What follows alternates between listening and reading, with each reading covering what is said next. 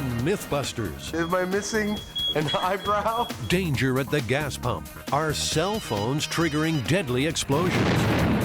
Can high altitudes cause big problems for silicone implants? If I were in there with the breast implants, I'd probably be dead about now. And computer drives. Have they reached dangerous warp speeds? Oh my God, it's a horror show. Who are the MythBusters? Adam Savage. That's right, you've got some kind of bogus minister thing. It's not a bogus ministry. I performed a dozen weddings already. And Jamie Heineman. Farewell, cruel world. Between them, more than 30 years special effects experience. Still kind of sexy. They don't just tell the myths. They put them to the test.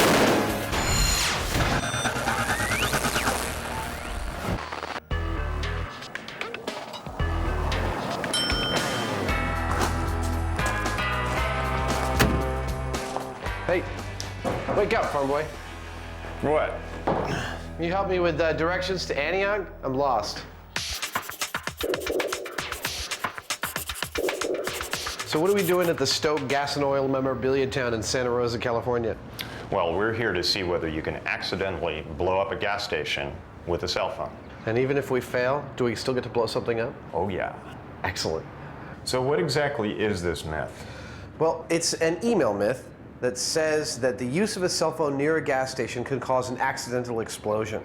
And in fact, people have bought into this, and on some gas stations near the gas pumps, you can see a sign saying, please don't use your cell phone here. But also, it's a very good story, and a very good story is very powerful and promotes belief. Heather Joseph Witham, resident folklorist, has another dramatic cell phone explosion story. Well, the story goes that there's an executive speeding along on the freeway in Los Angeles, and all of a sudden he hears the ding, ding, ding, and looks down and he sees that his car is just about out of gas. So cursing and frustrated, he gets off the freeway. He drives up to a gas station, gets out, starts pumping the gas, takes out his cell phone, and calls the office. At which point, there's a tremendous fireball that engulfs the executive, and then the entire gas station explodes. There have been more than 150 gas station fires across the United States since the early 90s. Could cell phones be the culprit? The Stoke Gas and Oil Memorabilia Town is an ideal location for road testing the cell phone myth. What are you doing? It's kind of a lowrider. Fred Stoke used to collect tractor parts until oil cans proved to be more rewarding. Wow. Oh, that's amazing. This is the largest one-quart oil can collection in the world. There's over 10,000 different cans here. I'm going to do my house like this. Well, we're going to need a big blast chamber, something large enough to contain a large explosion and protect us, and also to control environmental conditions like humidity and temperature and that kind of thing. We're going to need gas and a way to get it in there in a vapor form, and we're going to put a cell phone in there and call it, see what happens. The chamber will be constructed from Lexan, a polycarbonate product favored by race car drivers and jet pilots. I find this very appealing. Polycarbonate is a plastic that is extremely tough. You can about fold it in half and it won't break. It'll stop a bullet, it'll stop all sorts of shrapnel, and I just love this stuff. I love it. Anticipating a big bang, the guys are constructing the chamber with a failure point, the center of the two halves of the box. So that if the blast is too big, instead of the Lexan failing or the aluminum welds failing, the box itself will just poof, separate into two halves. Like a clamp. Yeah. The blast we might deal with might be a lot larger than we think, and so building in a failure point for this so that it can fail safe seems like a good idea. Plus it'll look really cool. Oh yeah, it'll definitely look really cool. Considering Americans pump gas around 12 billion times a year, there are plenty of opportunities for disaster. Electrical sparks and gasoline vapors are a potent mix, and it seems there is much more to this story. You know, I think it's highly unlikely that a cell phone is going to do this. You know, it seems like a dumb idea to me. Well, actually, it turns out that there's another part to this myth. It seems that women are largely responsible for the gas station explosions, specifically because they get in and out of their cars while filling up. And so they'll build up a static charge on their body, and then when they touch either the gas tank lip or the filler nozzle, that will ignite the gas and cause an explosion. That seems more likely. I think so. Over 50% of the accidents occur when a person re-enters her car while refueling. Bob Renkus of the Petroleum Equipment Institute has studied the hard data. 10 years of statistics place women in the most danger. We've had 152 cases now that we've confirmed. 78% are women, 22% are men. The problem comes from getting back into the car while refueling. Electrostatic charges are generated on the seat and clothing due to movement. Getting out takes the charge with you. So if your first touch is near the open fuel tank, the resulting discharge spark could be deadly. So, silver car, not getting in, he's done. A MythBusters stakeout showed very clearly that women were more likely to get back into the car while the gas was pumping. When you broke it down to percentages, women were actually 6 times more likely to get back in their cars than men were. To investigate this second theory, static electricity, they'll also need to build a device that generates body-to-clothing friction and hopefully create a big spark. So the MythBusters are shopping for something shocking. So do you ever have customers come in and say, could you sell me something different? This one causes too much static shock when I wear it? No, but they've said this causes too much shock. All right. Yeah, we have to define our terms here, I guess. Right. Yeah. Should we get 2? 2 of each? Why do we need 2? Well, 1 for each of us to wear. Well, if we're going to get 2 of them, we might as well get... Yeah, why don't we get one of those and one of the regular ones? Sure. Yeah. The experiment is now focused on creating and storing a strong spark. No one will be allowed inside the blast chamber, so the spark has to be discharged remotely. So this is called a Leyden jar, and it's actually just Tupperware with foil on the inside and foil on the outside. And it's an early capacitor, which is basically an energy storage device. Around 1750, in the Dutch city of Leiden, scientists discovered that 2 conductors separated by an insulator could store an electrical charge. Benjamin Franklin used it to shock his party guests, who stood in a circle while the current surged through them. Not a stunt for people with weak hearts. So the electrons are leaping off the PVC and being stored in the Leyden jar. Ooh, all right, good. Oh. Wow, I got like 3 shocks from there.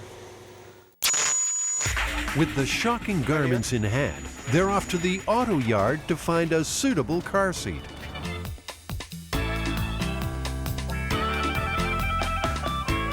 You think we could build some panty friction in the bed here? Well, that's what it's for, isn't it? Well, we won't be the first. Oh, ugh. These panties had no idea what they were in for. This is like where panties go when they've been very, very bad.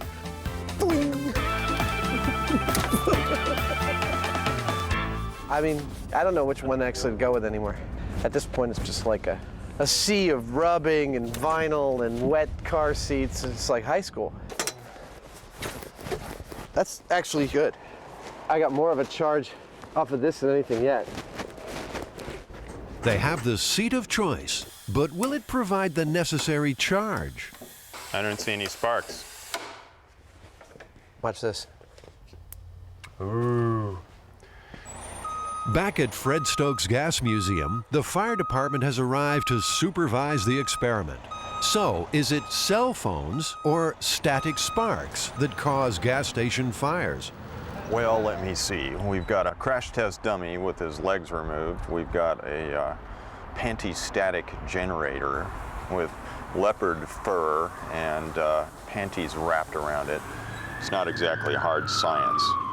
Nonetheless, the firemen want a much smaller bang. Too much gasoline vapor inside the chamber, and it becomes a very large bomb. What's the potential? What could go wrong? Break all the windows around here. You know, that'd probably be the worst case. I don't want to see that happen. Jamie wants a big boom. Down, boy. Down, boy. He's being a little conservative, which is his job, and I appreciate that. We will still try to get the biggest explosion we can. Time for the fire protection suit. Delivering the gasoline to the chamber is Jamie's responsibility. He will use an aerosol device to spray high concentrations of flammable fuel vapor directly inside the blast chamber. So I rigged up the cell phone in there. Okay. When I call it, it says detonate. Very cute. Okay, we're gonna start the fuel. You guys ready? For gas to explode, you need the right mix of fuel and air. As the concentration edges towards the flammable level, their gas meter emits a warning. Okay. Go behind the thing. The chamber is primed and ready for the cell phone blast test. Calling now. Hello, explosion. Hello? Hello?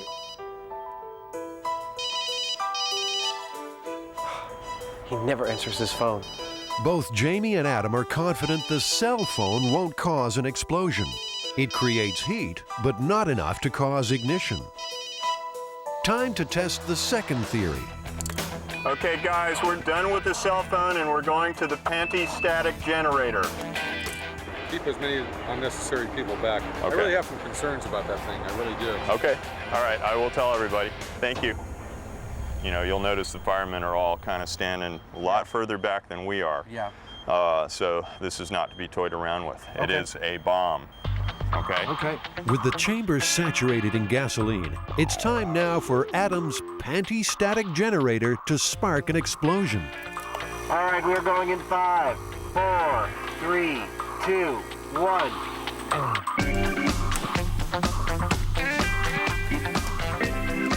We should have had a spark right about then.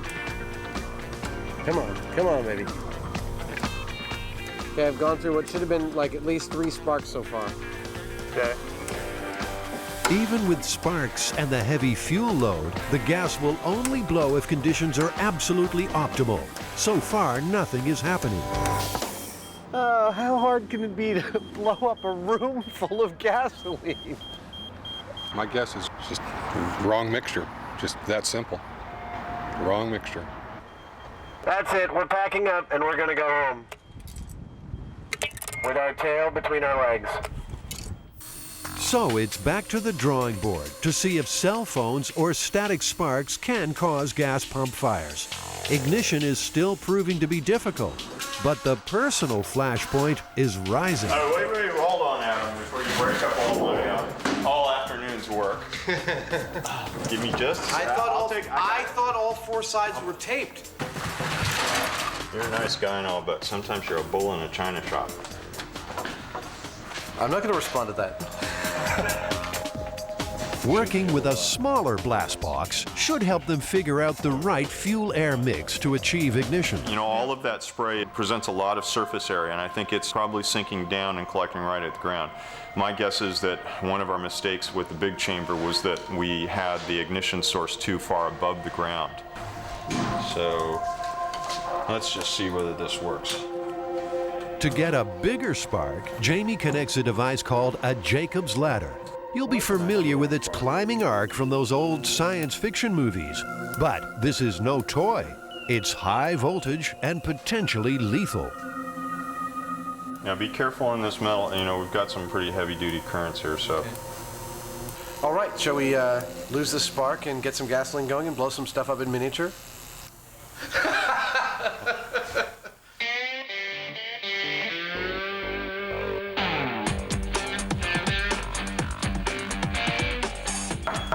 Is gasoline flammable? You'll find out after this. 4, 3, 2.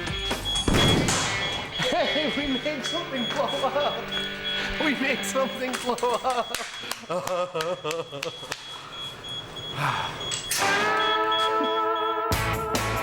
Adam has improved his Leyden jar. The heavy-duty version will provide a potent spark. And finally, they are getting an ideal blend of fuel and air. Well, I lost a lot of hair on my arm. How about that? It definitely works. Okay, now I'm afraid. Adding more gasoline won't guarantee a bigger You blast. watch yourself there, hombre. The critical mix needs more air. That's probably it. That's probably all that it takes. You think there's anything left of a fume in there? Go, go, go. Okay, here I go. Let's talk more sparks. Stop your grinning and grab your linen. Here we go. Oh! The Heinemann was right. We now know exactly what kind of concentration of fuel that we have to have for ignition. We know that we can create a spark from static electricity off of fabric, and we know that it is something that we have to be very careful with.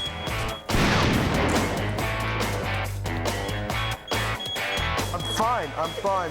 Am I missing an eyebrow? I am missing an eyebrow, aren't I? You lost a lot of hair up there. You're kidding me. No.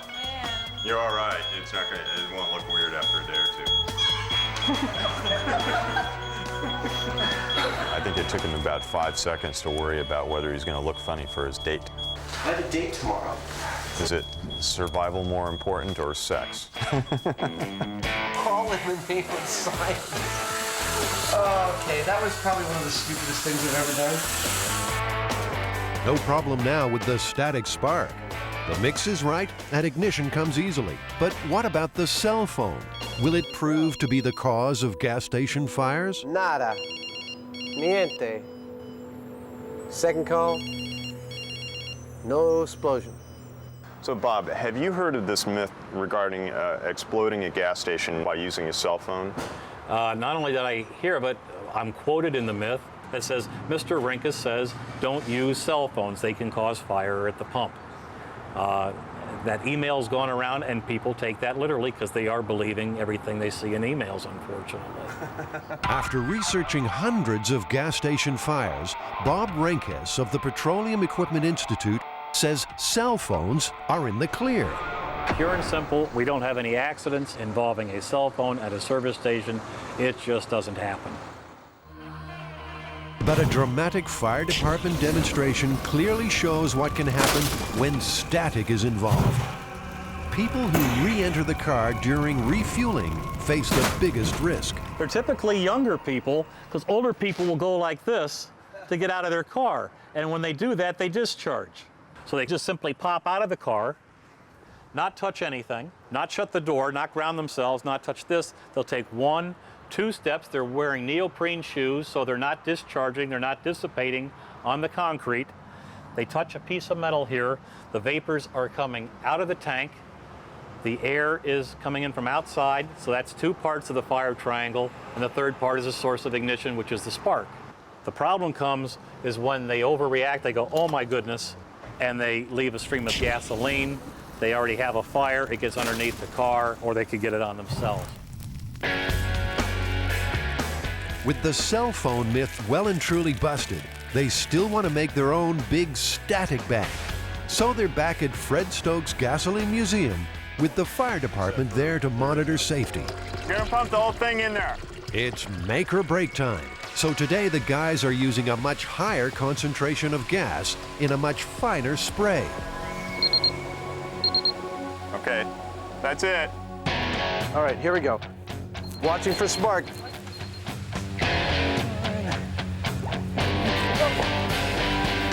Despite a heavy saturation of gasoline vapors, still no blast. This is a pain in the butt. You know, we got the darn thing so it's foggy with gas fumes in there, and no boom. What are you gonna do?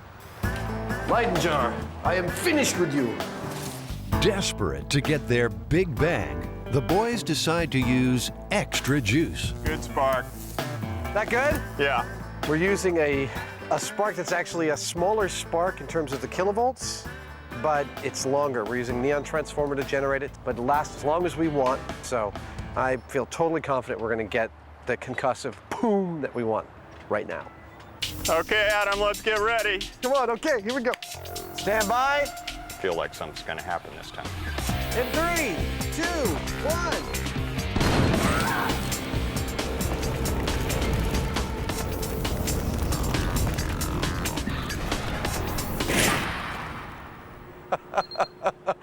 Wow, I forgot to watch. That was really cool. Right on. Whew. Hey, we got it. Yeah. That was a lot of force. Yes, it was. That burst apart this 24-foot seam of metal tape. Well, it's about time, huh? It's about time. Absolutely right. Don't be fooled. Gasoline vapors and a strong spark under the right conditions spell danger at the fuel pump. Bob, what is your recommendation if there is a spark, if there is ignition? What should you do? If you discharge here and you get a spark, don't be a hero. Don't take your nozzle out. Your gas tank will contain the gasoline. We don't want any gasoline spilling on the forecourt or on the pavement. Stand away and notify the station immediately. Adam, what do you reckon? Myth busted? Absolutely. This myth is definitely busted. No cell phone will ever cause a gas station to ignite. Just not going to happen. I agree.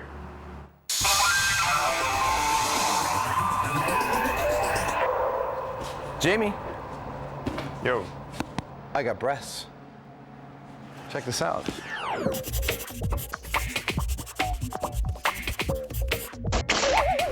There's a myth that when you go up in an airplane, the reduction in pressure will explode your implants. The basic story is that there's a woman with silicone implants on an airplane, and there's a depressurized cabin because it's a local flight, perhaps from LA to San Francisco. And as the plane goes higher, the implants get bigger and bigger and bigger and bigger until finally they explode as she's walking down the aisle to the lavatory to see what's going on with her implants. There we go. Oh, sample not for implant. One size fits all. There's not like a bigger or smaller one. So we've got the implants, right? What else are we going to need for this, Jamie? We've got to have a chamber that will handle both pressure and, vacuum. So positive and negative pressure. Yeah, and we've got to have a vacuum pump or pressure pump, and to make it look good, put the implants in a body of some sort, maybe The ballistics gelatin would be perfect for that. We could make up a torso out of ballistics gelatin and put the implants in. It'd be very close to skin, so we could probably see, if there was any real movement. And the gel is clear, so we can see what's going on. Yeah. Okay, that's weird. You know what? Since I've never owned a pair, I don't know what they're supposed to feel like, but these feel pretty good. It just makes me feel more like a woman. Right, it's giving me the creeps. Come on, take those off.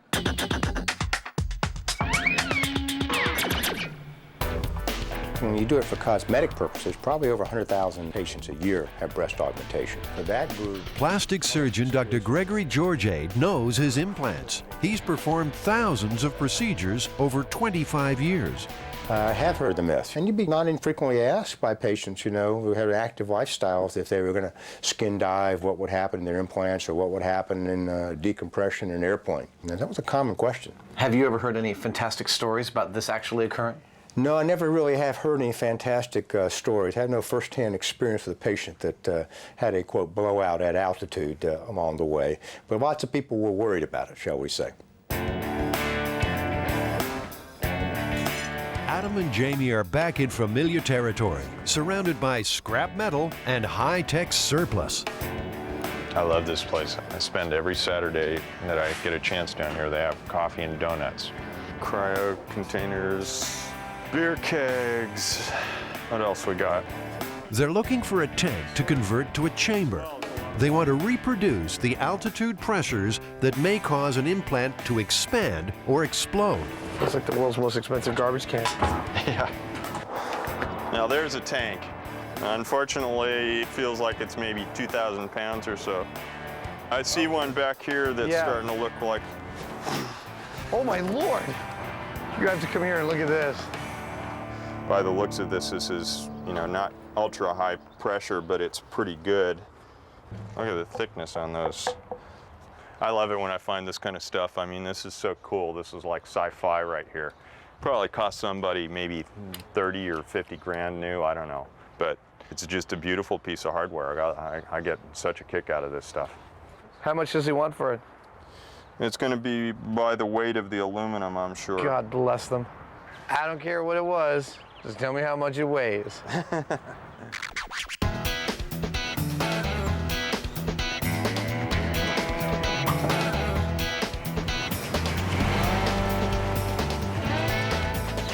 So I'm going to try and implant these in a fake woman. The first step towards exploding the implant myth is to modify a store dummy. A heat vacuum appliance is used to make a plastic mold of the torso that will hold the implants. Always looking to match reality, Adam will suspend the implants in the ballistics gel. So if we let this sit for 20 or 30 minutes, the ice against the skin should make that layer of ballistic gel harden, but not the rest. We should end up with a nice fleshy barrier, about that thick maybe. The skin layer takes about 10 minutes to form. It's perfect, actually. Yeah, I've got a layer of skin here that's actually like 3/16 of an inch thick. It's not bad. Now it's just a matter of putting the implants into place. The silicone is actually a little bit lighter in density than the water, but I pushed them down in and hopefully suction will keep them at the bottom. They're looking pretty good right now. I'm gonna wash my hands and check in 20 minutes. The important job is to make the chamber as airtight as possible. Some portholes are welded shut, while others are replaced. And finally, an air pressure gauge is fitted. Adam's gelatin torso has set. The implants are holding. Go. Look at that. It's a thing of beauty. Oh my God, I've done it! All right. As a parallel experiment, Jamie places an implant in a jug of water. Any changes should be easy to see. If we find that the implant is actually expanding, the water level will raise, and we can measure that. Adam calibrates an easy-to-read altitude guide for the gauge. The chamber is sealed. So are we ready to go? For the first test, the implants are subjected to typical in-flight cabin pressure, which for passenger comfort is equivalent to around 8,000 feet above sea level. Okay. There. What I see is the bubbles that were on the surface of the implant have gotten larger, and it's maybe raised the water level a minuscule amount as a result of that. Right. But I don't see any expansion of the breast itself. All right, shall we take it up to, let's say, 30,000 feet? The big test comes as the chamber matches an altitude of around 30,000 feet, an impossible height for humans unless flying in a pressurized cabin. I mean, it doesn't look like much, but if I were in there with the breast implants, I'd probably be dead about now. Your lungs would fill with fluid, your head would, compress. It's just a whole bunch of conditions. None of them are pretty. You'd probably pass away in about 10 minutes at that height. Despite the negative pressure of high flying, the implants appear unchanged. We've seen the implants at about 8,000 feet. Then we bumped it up to around 35,000 feet or so. And in both cases, we've seen expansion of little air bubbles around the things to some degree, but the implants themselves have shown no significant increase in volume. Adam had a theory that injecting the implants with air might force a failure.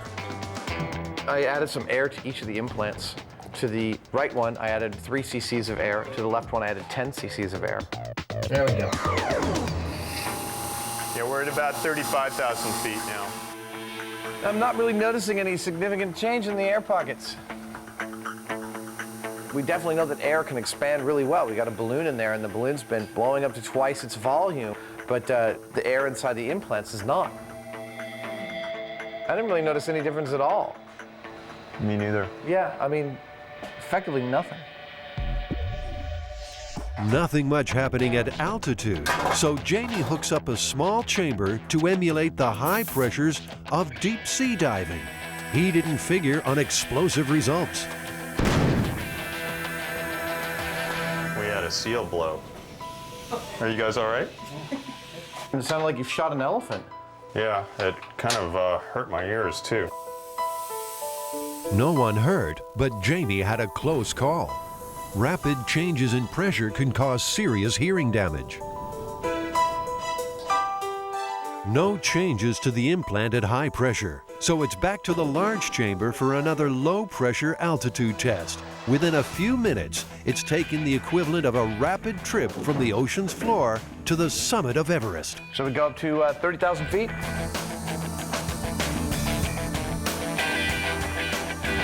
Okay.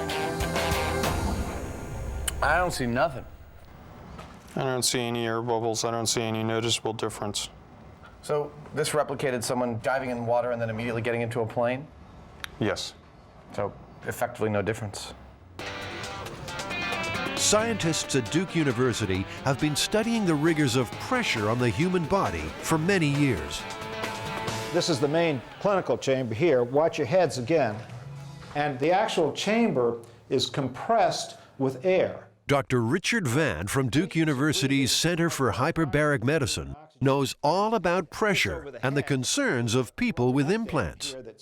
We had several questions that came in with regard to breast implants as to whether there were any hazards with regard to diving. And as a result, we decided we might do a study, and so we approached some of the plastic surgeons who we'd been working with. Well, we found that basically in anything that the patient could survive, it wasn't going to be an issue. Plastic surgeon Dr. Gregory Georgiade provided subjects for the implant pressure tests at Duke's hyperbaric lab. The results were convincing. Basically what we have here is we have two implants that were initially the same size.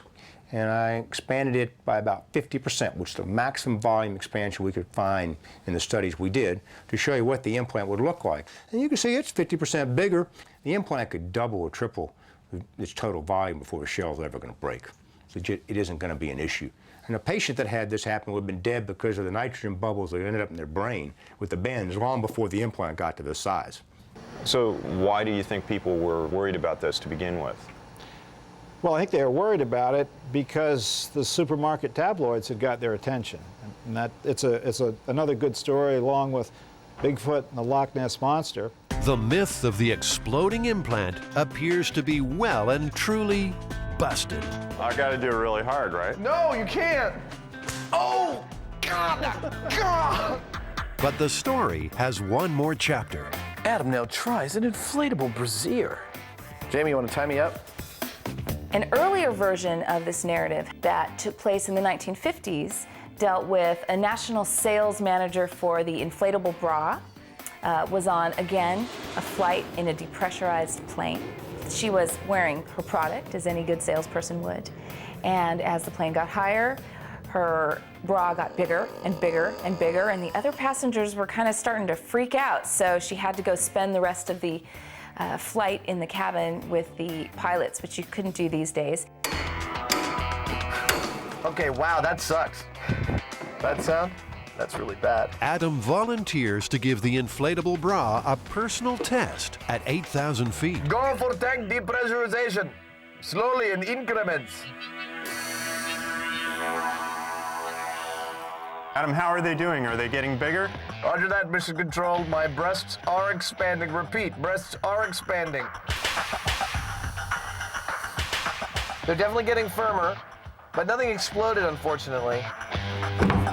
You know, these didn't really change that much. I mean, they've got vinyl enclosures. They're going to be pretty resilient to pressure.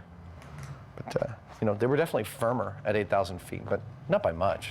Well, do you want to go all the way? Not on camera. Shall we take it up to 40,000? Let's do that, but not with me in them. Okay. Jamie is keen to push the inflatable inserts to the limit. There should be obvious changes at 40,000 feet. Those puppies are looking pretty taut. Looks like they're about twice the volume that they started out with or so. These things are quite resilient. I'm not sure they're going to blow. Even at an intolerable 40,000 feet, these inflatable inserts are in no danger of exploding. What do you think? We can see them all expanding individually. Always looking for a novel twist, the MythBusters loaded food items into the tank for some frivolous science. Hey, the marshmallows are definitely expanding. They're lethal. Oh, hey, we have a rupture in one of our cream-filled cakes. Look at that. Oh my Lord. Yeah.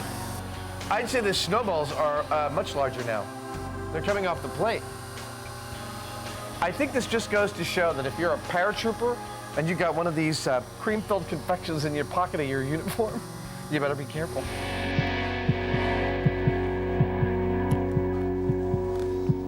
So, Heinemann, exploding implants, what do we get? No results, no expansion whatsoever on these things. You're more in danger of your cannoli rupturing than your implants actually exploding. Your cannoli? Cannoli, it's Italian pastry that's cream-filled. Oh, okay. It's not a euphemism. Okay. So, as far as I'm concerned, myth busted. Oh, definitively busted, absolutely.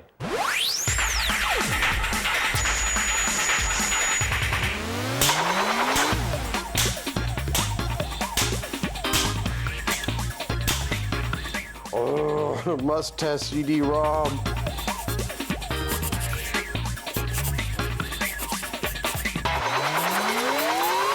It turns out that with the brand new extremely high-speed drives, they may actually be exceeding the structural capabilities of the CDs themselves and shattering them into tons of pieces, sometimes even leaving the computer. Wow. Yeah, so we're actually going to try and do this. We're going to try and speed up a bunch of CDs under a bunch of conditions and get them to explode in all sorts of spectacular ways. I like that. Yeah. Along with the computer drive, they will adapt some high-speed tools to spin the CDs beyond 30,000 RPM. At that point, they expect to see critical failure. You know, this could be dangerous. Absolutely. In fact, sharp fragments of polycarbonate are going to be traveling in excess of like 700 miles per hour. I think to test to see if it can penetrate skin, we'll put our ballistics dummy in there. I think so. I think he's perfectly suited to sit in front of this computer and be abused.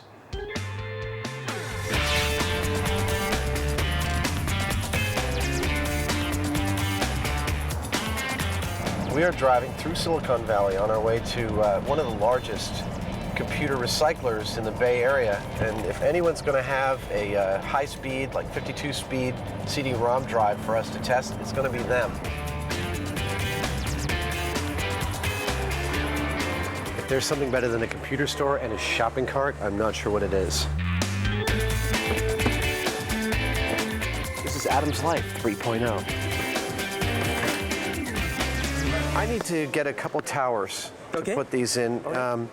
What I'm trying to test is the idea that, you know, these ultra-fast drives have actually exceeded the physical limitations of the CDs and shattered them inside the case. Have you guys ever had that happen? There has been a couple cases. One customer in particular did bring back a CD-ROM drive, had some contents rattling inside. As we opened it up, we discovered that the CD itself is shattered completely into many, many pieces. That's the one I remember notably. Yeah. That sticks out in my mind. Yeah. Mm-hmm. So, yeah, let's get this one. 145. 145. Hey, how about that? Okay. Good enough? That's good enough. Right. Yeah. We'll take it back to the lab and destroy it. CD manufacturers are aware of developments. David Bunzel from the Optical Storage Association has been tracking the stories. And it seems that much of it relates back to an article that was generated by a PC journalist based in Sweden. And he was able to do some testing that he suggested at 30,000 RPM, which would approximate a 52x CD-ROM drive, that they would explode. Over time, we've talked to various people in the industry, and it seems to be very difficult to replicate.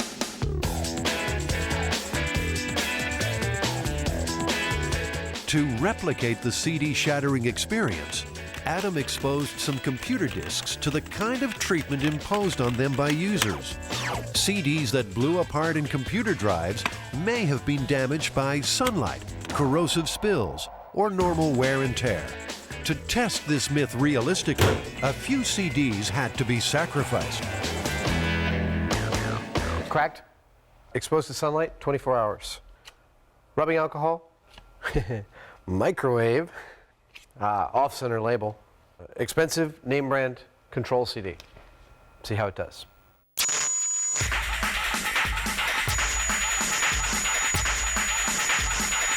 I've just installed Windows on this computer so that I can install this drive externally, and hopefully we'll be able to operate it while being able to view the CD spinning. And the high-speed camera ought to catch the point of failure if there is one. If there isn't, we're going to make one. Speed is the key for busting this myth. Computer drives rated at 52 times will be spinning CDs at around 30,000 revolutions per minute. Some disks may disintegrate at this point. Others may require much higher stresses to induce failure. What do you think about that? Jamie's quest for more speed involves adapting electrical hand tools and fitting CDs where they weren't meant to go. Oh no. Is that sweet or what? No, it's pretty special. Worth a trip to the store? How fast is it? This is rated for 10,000 RPM. So I'm going to run the 30,000 RPM router into this and out the other side. Are you sure that this is a balanced enough mechanism to handle 6 times its current load? It says it's heavy duty. Adam is cooking up a ballistics dummy to be placed in the shatter zone for a dramatic demonstration of possible injury. It's made from gelatin, a substance which, when set, closely matches human skin and flesh.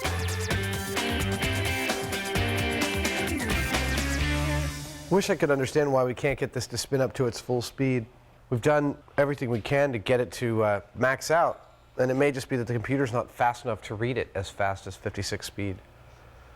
The budget computer failed with the latest 56 times drive, achieving only 20,000 RPM, nowhere near fast enough. It should be pushing at least 30,000. Jamie has another plan. Frankly, I'm terrified of Jamie's drive. He's built the equivalent of a 300-speed drive in there. I don't want to be anywhere near it, and I'm really glad we have it contained in the blast chamber because the drive itself may fail catastrophically. Jamie is adding more power to the equation. He's adapted a super fast motor and plugged it into a variable speed controller. And this motor is set up to go maybe 90,000 RPM if not for the drag on it. I'm guessing it might go like 80. Ought to go faster than it's supposed to though. Oh, this is cool. Wow. Look at me, I'm a god. Doesn't look much like you, Adam. Looks exactly like me, look at that. You know, I've always wanted a 6-pack. Closer to the center. Okay, there we go. All right. Doctor, the patient is ready. Revving CDs up to demolition speed is the aim. Jamie's customized drive is about to get its chance. Contact.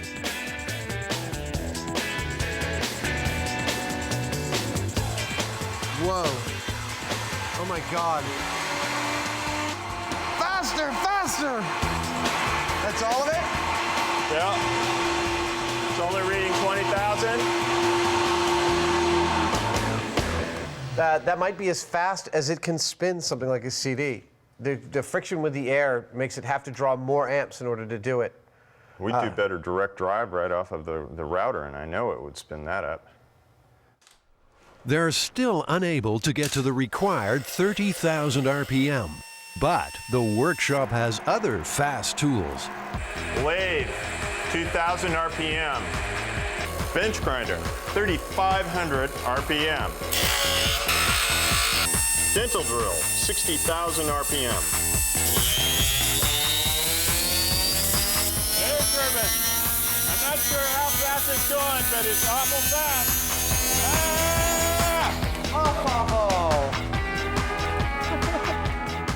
I mean, there it is. None of those tools were suitable, so they purchased a tougher, faster router to direct drive some of the damaged CDs. Really need to see some explosions now. We've got the microwave CD. Okay. That one's been severely stressed. Adam is convinced the CD he fried in the microwave will not withstand the forces. All the way, baby. All the way. Come on! Yes! Could this be it? Everything else is coming off. Oh! Yes! It just goes to show that you shouldn't microwave a CD and then put it in your drive. But what happened to the ballistics dummy? Oh my God, that's a horror show. Look at this. It's embedded like 2 inches into his flesh. That's bad. To imitate a computer drive, Adam and Jamie set up a high-speed run with a CD mounted in its plastic tray. Ready? Here we go. That's 25,000, 24. See, I'd turn my computer off if it was making that noise. Oh! Well, In there the you tray. go. We got failure at 25,000 RPM. In the tray. Absolutely, and that was a control one. We didn't damage that one at all. That CD was whole and intact. And the tray made it fail pretty quickly. Yeah, you can smell the burning plastic from it. Yeah, here, look. Yeah. Even the computer drive's metal shield is given a solid microwaved CD workout.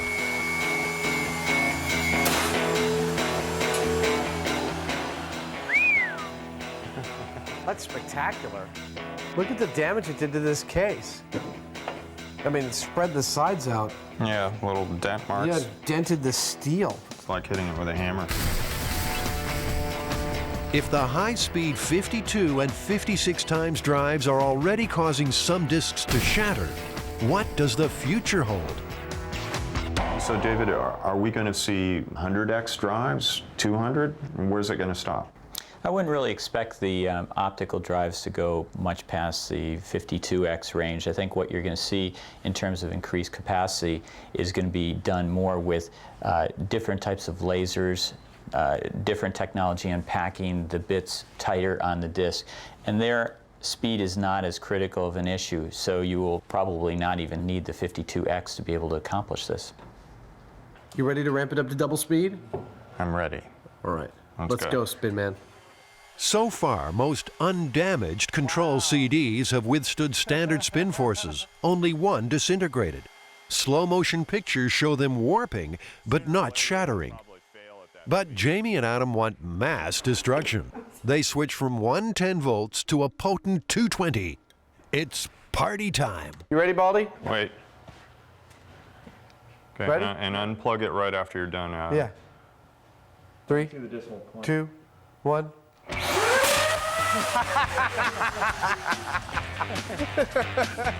Next one. It's like lighting a match under the thing.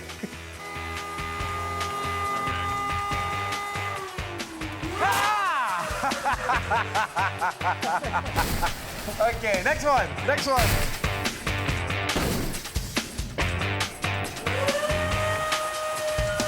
Oh, couldn't take it. Plug it. I think it actually blew the router, though. We're done, I guess.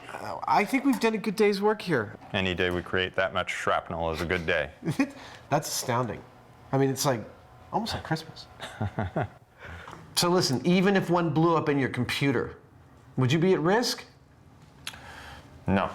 Why not? Well, maybe if you open the thing up and put your eye right in there, but See, that's just the sort of thing I might do. Well, there are easier ways to poke your eye out, I suppose. Now, are you worried about CDs exploding in your computers? No. I have three computers that sit around me, and I don't sit there with any concern that I'm going to have fragments flying at me. Given the millions and millions of CDs that are out there being burned all the time, and the maybe dozen cases that we've heard of this happening, it's pretty much almost a non-event. I agree. It's not something the average buyer has to worry about. Highly, highly unlikely.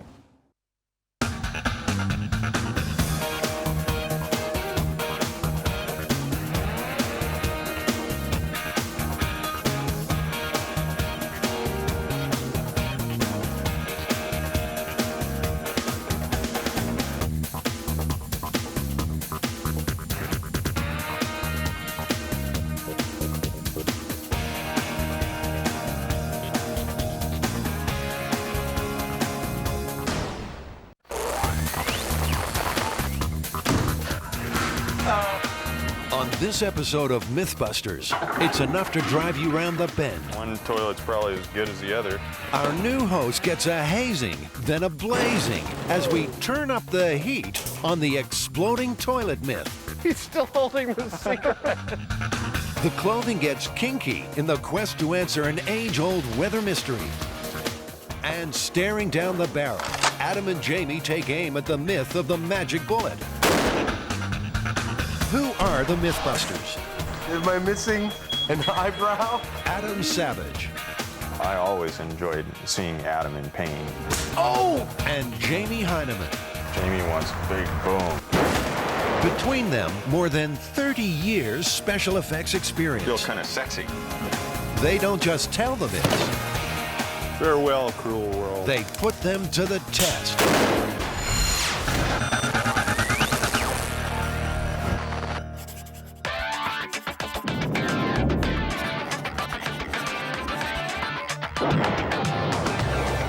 Now, apparently somebody dumped some combustibles down a toilet, you know, bug spray, gasoline. There's a number of different variations on this myth. At which point, her husband comes into the bathroom, sits down, has a cigarette, puts the cigarette out between his legs into the toilet, and it explodes, burning his sensitive parts. Good. That sounds like a perfect job for the blast chamber.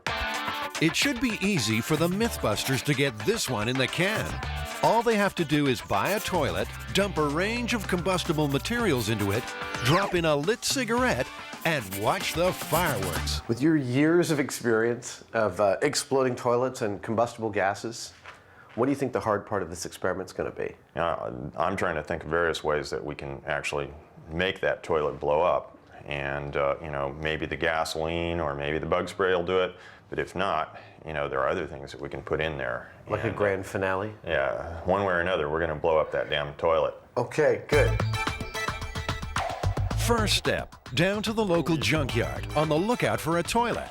Now, you'd imagine that most toilets are pretty much the same, but Jamie's being fussy. Well, there's less water in the closet. This one's too shallow. The explosive we're going to put in here is heavier than air, so it's going to rest in the bowl. The deeper the bowl, the more explosive force we get, the better the result. I don't think it really matters. You know, one toilet's probably as good as the other. This one doesn't have a top. 40 bucks later, Adam and Jamie have their toilet. Folklorist Heather Joseph Witham has seen enough exploding toilet stories to fill a small outhouse. This narrative has been around at least since the 1930s, at which point it appeared in news clippings in newspapers. The early form of the story was probably some sort of rural gag. You have the wife of the house going and cleaning out the outhouse with some kind of kerosene or oil or other kind of volatile fluid, at which point the grandpa goes out and sits down and lights his pipe, and he gets blown right off the outhouse seat. And as he's lying there amidst the rubble, he says, "Must have been something I ate."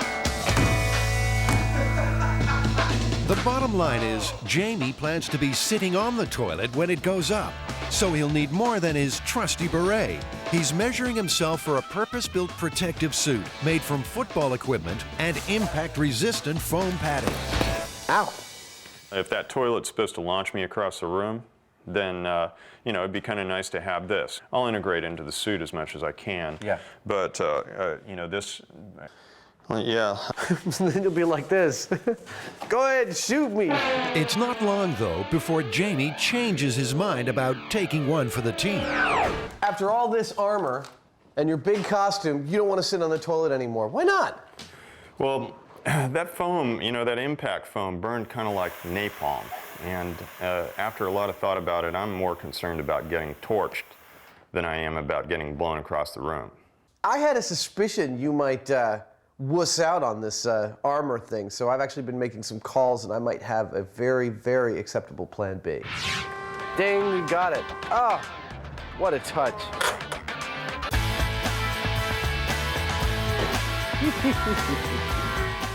In this box right here is the new star of MythBusters.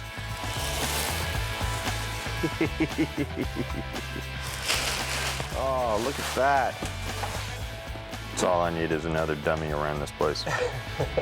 Weighing in at 180 pounds, this Series 2 crash test dummy retired in 1998 after making quite an impact in his chosen profession.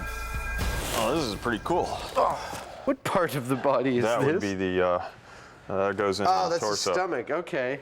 Wow. Oh, that's beautiful. This is like a giant-sized G.I. Joe.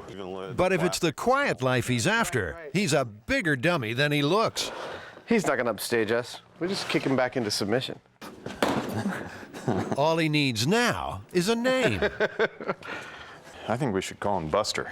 Buster sounds pretty good to me. It's kind of manly, a little pretty descriptive.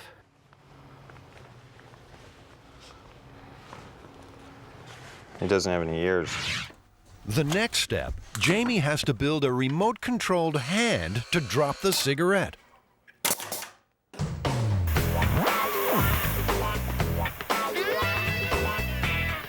That's probably the best thing. Okay. Adam and Jamie have also had to build their very own blast chamber. It's made from a bulletproof material called Lexan, the same substance used in aircraft windows. Hopefully, it will survive its maiden voyage.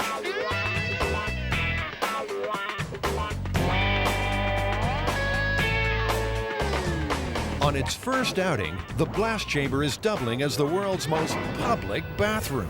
Like an hourglass, the sands of time. Moving inexorably towards toilet explosion. Inside, a high-speed camera has its beady eye trained on the bowl. It's running at 1,000 frames per second, 40 times faster than the average camcorder. The more frames exposed, the slower the picture. Normal camera, high-speed camera. Perfectly. That ought to work. That ought to work. The temperature inside the chamber is already climbing. The hotter it is, the easier it should be to ignite the fuel. While the chamber should easily contain any explosion, the MythBusters have called for backup, just in case. Have you never heard this myth before? No, actually I haven't heard this one. Found a few people on the toilet, but never because of a toilet explosion. Falling off the toilet, a lot of bathroom problems. Falling off the toilet? Never actually exploding. The local fire marshal's on hand to oversee proceedings. So we've designed this with, it's covered with polycarbonate that won't shatter or go anywhere. It's securely bolted, as well as it's made in 2 separate halves so that if there is any kind of general explosion in there, it'll just open like a flower. So there's nothing holding it together, in other words? No. The first product you're going to test? We have an order. You start with your cleanest. Yeah. You'll have your best progression. Is there that much of a difference between, like a coal or an ember dropping into a propellant and an actual lit flame? It depends on how much surface area you have on that coal. So a coal can light like a cigarette Absolutely. butt? Yeah, smoldering, yes. Combustible number 1. MythBusters hairspray. It's what I use to keep my dew in line. How much of this stuff am I supposed to put in there? The myth said that the can of propellant got stuck open. So not knowing what to do with it, she emptied it out in the toilet. So I'd put a whole bunch in there. Oh, yeah? Yeah. Okay. You know, when you start to get dizzy, it's probably time to leave. Okay. A sensor measures the level of flammable vapor inside the chamber. Would seem we have some combustible gases in here. We're loaded and ready for ignition. Come on, say something cool. Release mechanism dropping by. That's it. Okay, 3, 2, 1, go.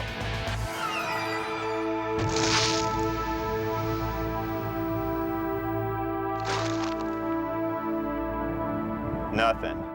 Not exactly hair-raising stuff. Well, time to move on to the next test. Bug spray.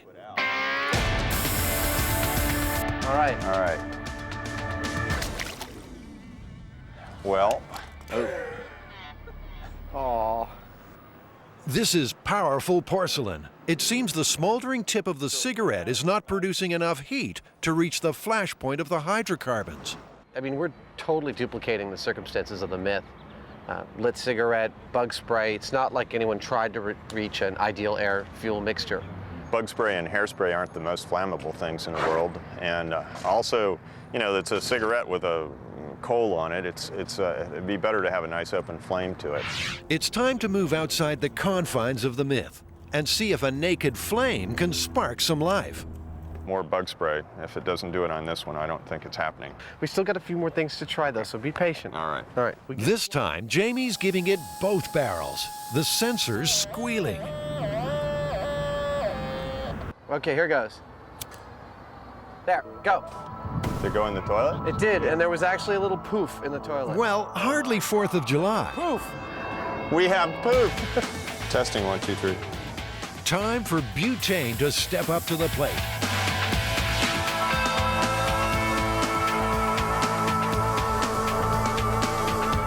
Did it go in?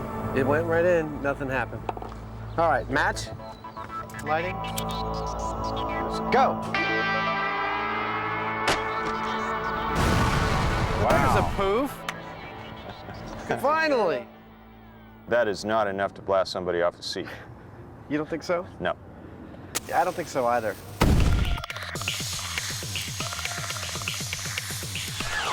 The MythBusters are struggling to make the exploding toilet myth anything more than a flash in the pan.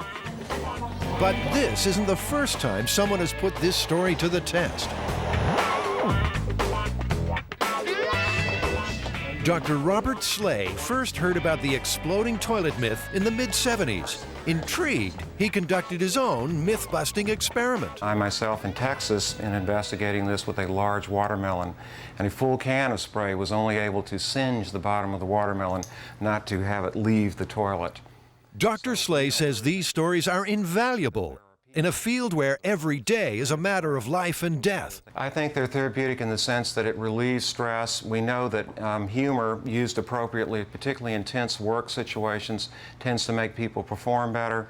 As you may well know, there are studies that show that people are more creative. They think of better solutions when they're working in what they call a fun environment or a place where there can be humor. Undeterred, Adam and Jamie head back to detonate this toilet. The myth is looking kind of unlikely at the moment, although, you know, gasoline is the big one. What do you think? Does that work? Oh, that's beautiful. Surely, dropping a cigarette into a pool of gasoline will produce some type of reaction. Let's get a wet towel ready in case the extinguisher fails. Silly housewife, pouring gasoline down the toilet. Are you ready? I'm ready. Lighting cigarette. Okay, I'm gonna drop it. 3, 2, 1, go. Nada. But the pool of liquid simply put the cigarette out. Try again, this time using the naked flame of the match. Let go. Okay, so you'd get a shock and a blackened backside, but it's still not the explosive force mentioned in the myth.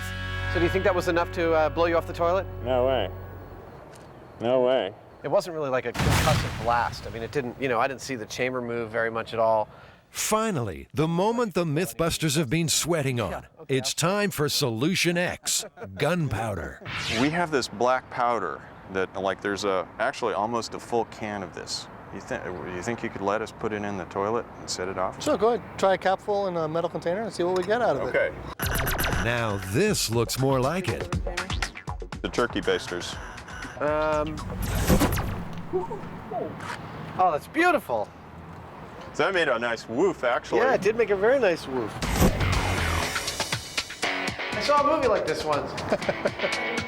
Getting him limp. Time for our new host to make his MythBusters debut. The fire marshal seems to be getting a little nervous. How much? I put it all in there. That's too much. Half of it? That's a hell of a lot. Should give you one hell of an effect. Okay, lighting the match. It left, didn't it? Uh-oh. I thought it went out. No, it didn't. Well, there is no match on the tinfoil. Strangely, exactly what was explained as a possibility has occurred. Well, what do we think? Time 5 minutes or something and then go in? Reasonable? 6:09. Sit tight, Buster. Your moment of glory has been slightly delayed.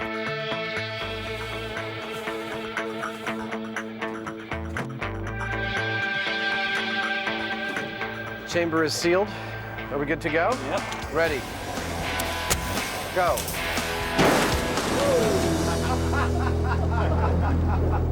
Well, I tell you what, you know, that that was great. It didn't even move him. No, he didn't even move. It did blow his pants up, though. He's still holding the cigarette. That was fun. Congratulations. Not even half a tin of gunpowder could unseat our new star. If anything, it just enhanced his smoldering good looks.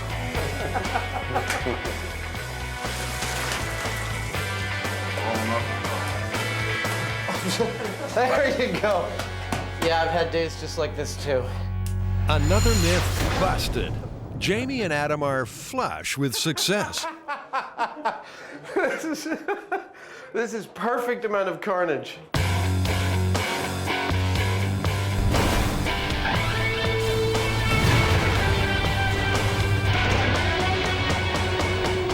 I'd say this, you know, there's no way that you can put any combustible into a toilet that would move you. And what about their new co-star? I think you work fantastically.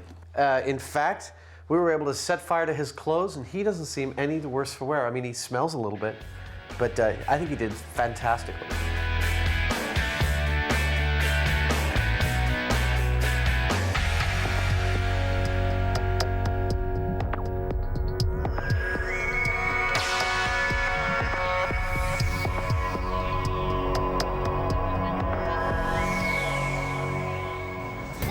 What's this? Adam and Jamie browsing in a sex shop? Your arms are totally inside of it. What sort of depraved myth-busting challenge could possibly call for such kinky clothing? The myth that you stay drier if you run in the rain. Basically, it's a bit of practical advice. Run if it's raining, and you won't get as wet than if you're walking. Seems to make sense to me. Common sense? Since when have the Mythbusters let that get in the way of a challenge? The idea is someone walking through the rain will stay in the rain longer, but the rain's only falling on their head and shoulders. Whereas someone running through the rain is actually picking up rain on their entire front. So what? We just wait for the next rainy day and go for a stroll? No siree. The Mythbusters will need controlled conditions. We're going to have to be really careful about this. It seems like a simple thing. It seems pretty straightforward. Yeah, but there are actually a lot of factors to consider. You've got, you know, the velocity of the rain. You've got the speed that you're running. You've got all these different things to factor in there. The setup, an indoor course 100 feet long, which Adam and Jamie will walk, then run through in a downpour of homemade rain.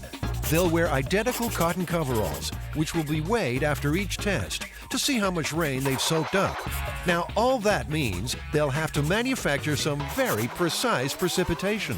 I think the hardest part is going to be getting really reliable, consistent rain, something that's realistic. So, you know, it's got to be the right velocity, the right drop size, nice even spread over a big distance like this for us to get a good, consistent run. At this early stage, what do Adam and Jamie think will happen? If you walk, you spend more time in the rain. That's your idea? Mm-hmm. I'm going to disagree with you just for the hell of it, and I'm going to say the person who runs through the rain gets wetter. When it comes time to run the test, Adam and Jamie will have to make sure their perspiration doesn't mix with the rain. So they'll have to wear something underneath their coveralls, something snug and form-fitting. Ah, so that explains the visit to the land of latex. Have you ever worn latex before? I've never worn latex before. Okay. I've heard it takes a lot of powder. This one, you get in through the neck. This one, you open up the Your shoulders. whole body fits through the neck. This is called, a neck entry, and all you do is stretch. It doesn't tear. I mean, it's built very strong, and you just step inside of it. This is kind of a cool feeling because it completely closes up around you. Do you want to try them on right now? I'm not attached to trying them on right now. It seems like a lot of work.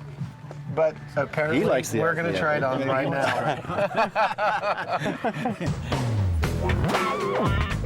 That's enough of that. How do you feel? Feel kind of sexy. It's funny because you bend your legs, you can feel them spring back again. You can? It's like boink, boink. Though a little unsure at first, Jamie seems quite taken. The next step, buy some piping for their homemade downpour. Are these things sealed just by screwing them in tight? Teflon tape. You'd have to Teflon tape. I'd rather use the goop. You know, it goes together quick. Okay, I was trying to accommodate you. You were like, we're gonna have to glue all these together earlier. And when you've done special effects for as many sci-fi movies as Adam, you see irrigation equipment in a completely different light. Ah, yeah, here you go. This I've seen in more than one movie as the business end of some kind of big gun. So we need like 40 feet of half-inch pipe and 150 feet of the 2-inch pipe. Right here.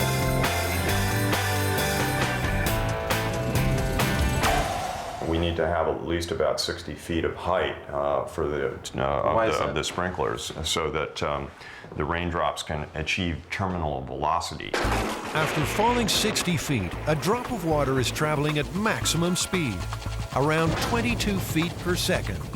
After that, it cannot go any faster, no matter how far it plummets. We just go up there with a hose, you know, and squirt it down. It's not really going to be like real rain. It might be going faster or slower, we don't know.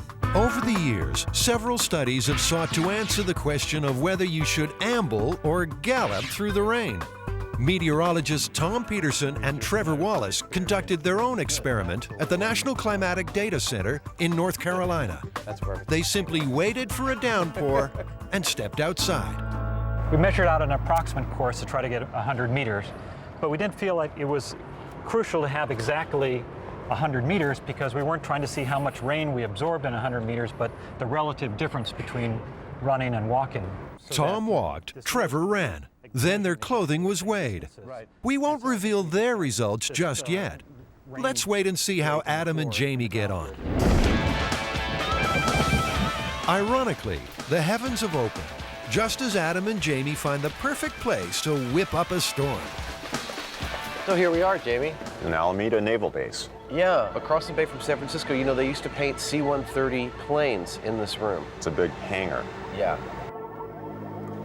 Time to see whether or not Adam's rain delivery system is just a pipe dream.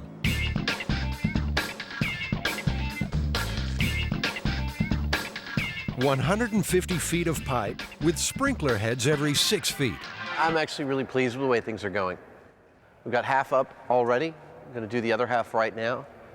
And I got plenty of high points. It looks really stable. And as long as Jamie holds up on his end, we shouldn't be here too long. Jamie's working on getting water for the challenge. Not as easy as you might think on a rainy day. It's legal to tie into these fire hydrants, but you have to go through the fire department and you buy or rent a meter that allows you to tie into it and keep track of your water usage. Accessing water's one thing. Getting it to travel 60 feet straight up in the air is another. There you go. Jamie's calculated that the water will have to be pumped at 15 pounds per square inch. No problem for this pump. It can move H2O at a rate of 200 gallons per minute at 50 pounds per square inch. While they're setting up, let's see how Adam's getting on.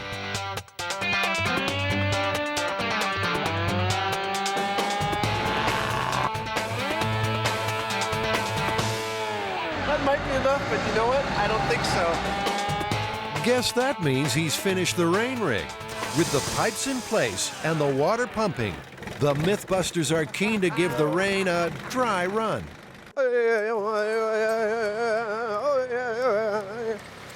Come on, keep coming down. No, it's okay, not too much.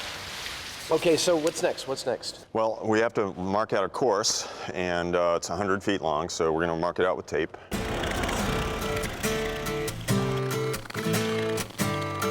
We need to get another roll and attach it to this so we can make it to the other piece of tape.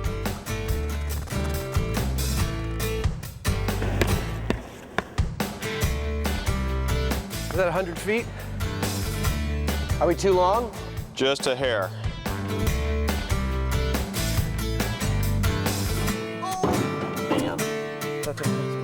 On some of the tests, they plan to add wind as a variable. You know, I'm not getting this at all. It's like you don't want one starting at the end line or at the start line? No. No, here, come over here. I'll draw it out for you, what I'm thinking. Probably here, blowing like this, or going like Looks this. like they can't agree on a fan plan. We want to get it, the fans as close to the course as we can anyway. Not necessarily. Consistency is more important than the highest wind speed. Let's set it up my way first. Okay. Of course I want to set it up my way first. Do you want to set it up your way first? I don't care, actually, Adam. For this experiment, they're looking to duplicate average rainfall, between 2 and 3 inches per hour. Digital gauges are set out along the course. Oh, these are fabulous. It's almost like whoever invented these didn't want to get wet when they were measuring the rain. We're going to run it for 5 minutes.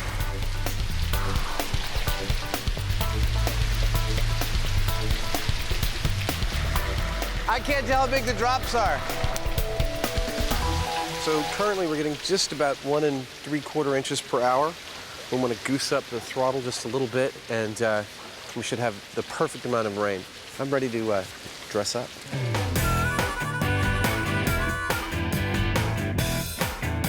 You ready? Ready as I'm gonna be. I must admit, I feel a little funky. Step 1, make the rain more visible. Bubble, bubble, toil and trouble, fire burn and cauldron bubble. Step 2, put on the coveralls. Each pair weighs 757 grams. Step 3, it's time to walk the line and find an answer to this age-old mystery. Walking.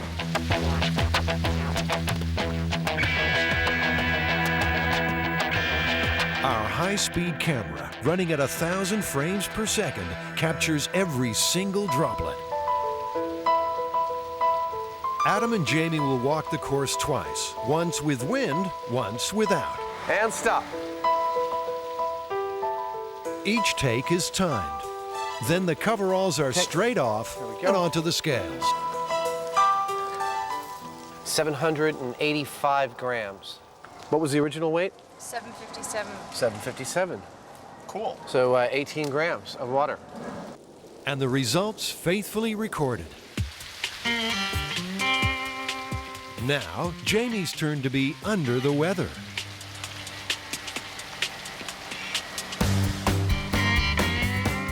Both walks clock in at around 18 seconds, and the coveralls have soaked up almost the same amount of water.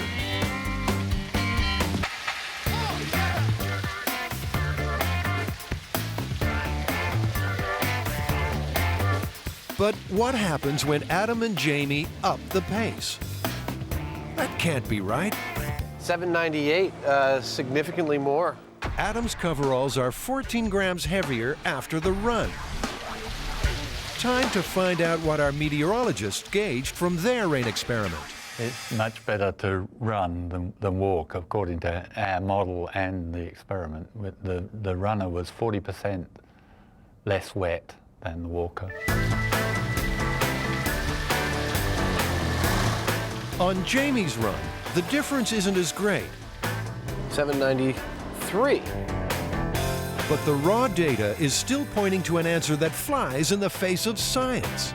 The results aren't what I expected at all, actually. The numbers are really close. We're only talking about a matter of a dozen grams here and there. So when we average it all out, I think it's going to show that running, actually, you get wetter, strangely.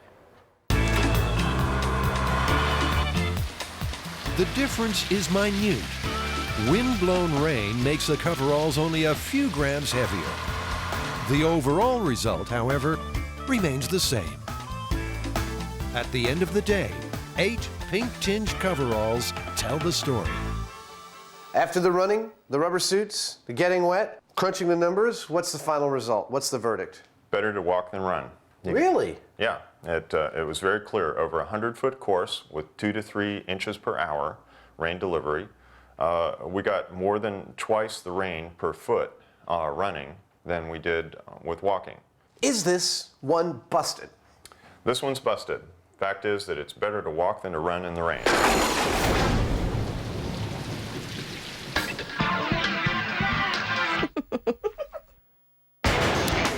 The MythBusters are aiming high. Adam and Jamie are unraveling the myth of the magic bullet. The bullet that delivers a deadly payload, then disappears. It's even been implicated in the death of a president. In the early days of the Cold War, movies and novels hit on the idea of a magic bullet, a bullet that dissolves, leaving no ballistics evidence. Here's your ammo. This is ballistic H2O. It's an ice projectile, velocity of 3,000 feet per second, and an accuracy of up to 500 yards. No exit wound, the bullet's gonna melt inside the target. In the action thriller movie Most Wanted, a bullet made of ice gives the First Lady the cold shoulder. That seems a good place to start. Adam and Jamie will try and make an ice bullet. One of the problems that it seems might occur with an ice bullet is that whereas lead conforms to the tapering shape of a barrel, ice might not, and thus block the barrel, and the gases might explode the barrel itself. Now, it's not going to be easy. The guys will have to make a bullet mold, fill it with water, freeze it, then fire the ice projectile from a high-powered rifle. Step 1. Adam fires off a letter to the CIA requesting details on the existence of magic bullets. Then it's off to the local gun store. The guys want to fire the ice bullet from a Mannlicher Carcano, the same rifle the FBI alleges Lee Harvey Oswald used. We called earlier about a rifle that looks kind of similar to the Mannlicher Carcano. It's not exactly the same, but it's close enough. Have you ever heard of anyone trying to fire a bullet made of ice out of one of these? No, I haven't. I know it's a myth. You know it's you've I know heard it's the a myth. myth, but I've never actually heard of anybody trying it. I don't think it's feasible. So why don't you think it's feasible? Because ice melts. When buying a weapon in California, there's a 10-day waiting period, so it's back to base. So we did pretty good there. We got most of what we need, I think, to get rolling. We got our loader, we got our manual, we got funnels for putting powder back in if we spill some, we got our bullets, we got our impact bullet. The trip to the gun store has brought it home to the guys just how dangerous this project will be. We're working with high explosives, we're working on objects and with machines specifically designed to kill people. That safety's got to be paramount through every step of this. Anytime we modify a gun, even the slightest variation in loading the bullet into the cartridge can cause the thing to explode in the gun. It could be very dangerous. A big X factor is gunpowder. You know, what they told us was if you got the gunpowder 22 degrees below zero or less, that it wouldn't even fire, it wouldn't even ignite. What Jamie's looking at doing is casting it in such a way as to isolate the tip of the bullet from the rest of the bullets. While Jamie starts making a bullet mold, Adam's hard at work on their intended victim. This is actually a model of my face that Jamie and I did probably about 10 years ago. I was bald and clean shaven, and I figured, you know, it's a perfect time to cast your head. The dummy will be made from ballistics gel, a substance used by the FBI. Made from animal products, the gel mimics human flesh.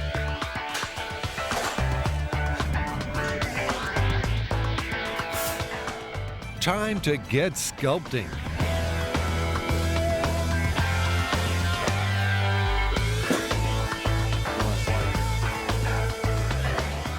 The dummy will have to be chilled for 48 hours.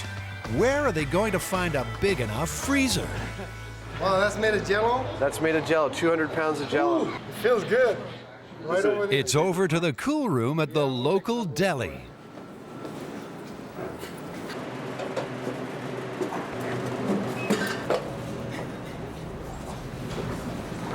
Thank you very much, Suhail. Sure, no problem. You guys coming for lunch? We got Jell-O on special. How's the bullet mold coming along? I'm trying to find a drill that will replicate the size of the bullet itself so that I can make a mold. Rather than pouring rubber around this and replicating it that way, I'm going to just drill a hole that is shaped like this in a block of aluminum that I can separate. A real bullet sits in a case, which is loaded with gunpowder. When the trigger is pulled, a primer ignites the gunpowder, and the explosion drives the bullet out of the case and down the barrel. Jamie will have to load his ice bullet into a cartridge for firing. That means getting the real bullet out. I barely see anything down there. That's a rimfire. Now, you're only supposed to use this tool on certain types of ammunition, but Adam never reads instructions. You know, I could have read the directions and it wouldn't have made any sense to me because I don't know what a rimfire bullet is. I would have been blissfully proceeding without thinking I was in danger. Well, I was raised up on a farm. Them's varmint bullets. Hey, be careful, you got stuff in there.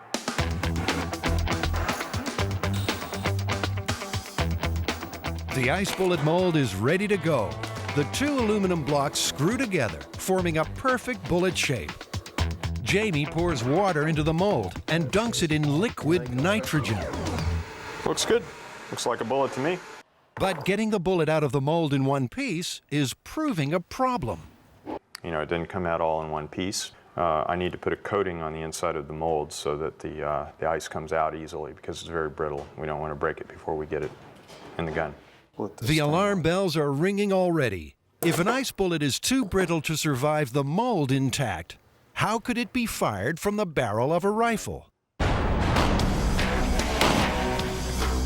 A bullet does not stop accelerating once it leaves the gun. It actually gets propelled by heated gases exploding from the barrel. Is it really possible that a simple ice projectile, no matter how cold, could withstand such forces and reach its target intact? This man says no. Dr. Roger McCarthy is the chairman of Exponent, a company whose success comes from the failure of others. He spent his life investigating everything, from faulty massage chairs to major disasters. He's also studied the magic bullet theory. In particular, the idea that JFK was killed by a magic bullet, fired by a second sniper on the grassy knoll. But Dr. McCarthy's magic bullet isn't made of ice. It's metal, hollowed out, and filled with liquid. A liquid bullet was one of the few ways to guarantee that all the energy of the bullet would be dissipated in the target and there would be no exit wound. Because a bullet exiting the target is a complete waste of energy. You never want to see that as a professional assassin. In the wake of JFK's assassination, the magic bullet theory was dismissed for one simple reason. The sniper would have been on the right of the motorcade, but there was no exit wound on the left side of the president's head. But because it has less mass than a conventional bullet, a liquid bullet wouldn't exit the target. I was able to show in my experimentation that the pressure wave being introduced by the bullet into the skull and then bouncing off the other side will in fact expel all the parts of the bullet out. Ice projectiles. What do these people think of next? Fruity flavors? No. What's this? But the MythBusters aren't beaten yet. There's stuff to make a bullet out of. Imagine you're an overworked forensics expert. Would you be looking for a slug made of meat? What did you do today, honey? I made a meat bullet. Is that what the kids are calling it these days?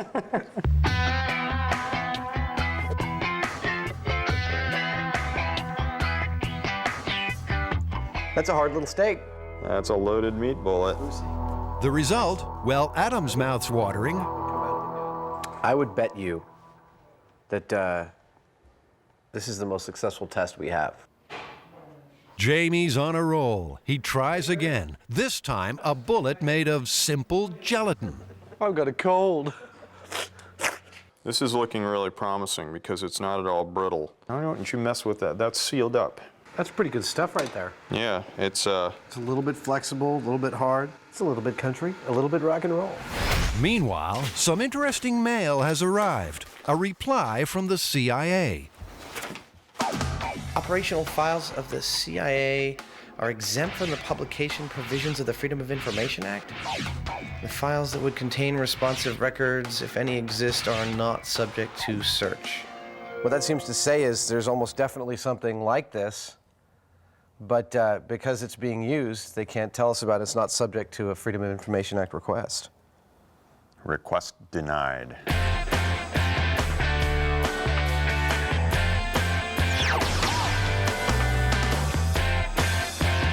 Jamie, let's put up a dummy.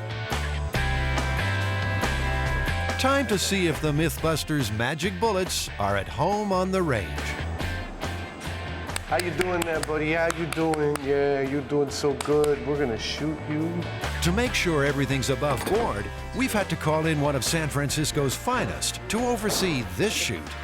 I have a concern about what we do if the rifle doesn't fire, actually. If we get the round too cold and when we pull the trigger it doesn't fire, is it in danger of actually going off if it warms up? Yes, it can. That's why just wait a few minutes before trying to take it out. Wait a few minutes, don't approach it, just step back. Okay. Just in case, the guys will fire the rifle using a remote rig. In this case, a piece of string tied to the trigger.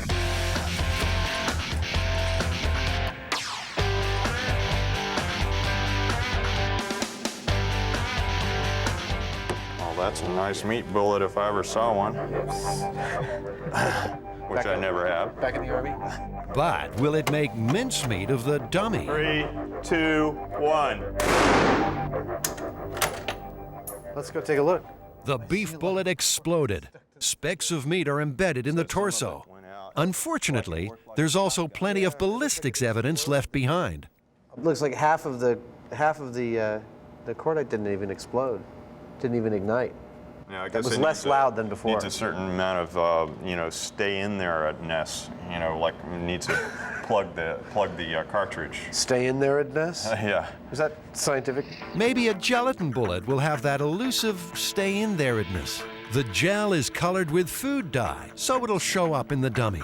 Ready to fire, guys. Everybody ready? We're all ready. Let's go. There we go. Good. Grab the cord. And 3, 2, 1. Bullseye. That was a bigger boom. But there's still a problem. The gel bullet struck the dummy at 3 times the speed of sound and with a force of more than 2,000 pounds per square inch. But even so, It went in about an inch. that's not much penetration. If you compare the gel bullet with the effects of a real Carcano or a 6.65 millimeter round fired from the same rifle, you can see that the frozen gel just won't work if firing over a distance.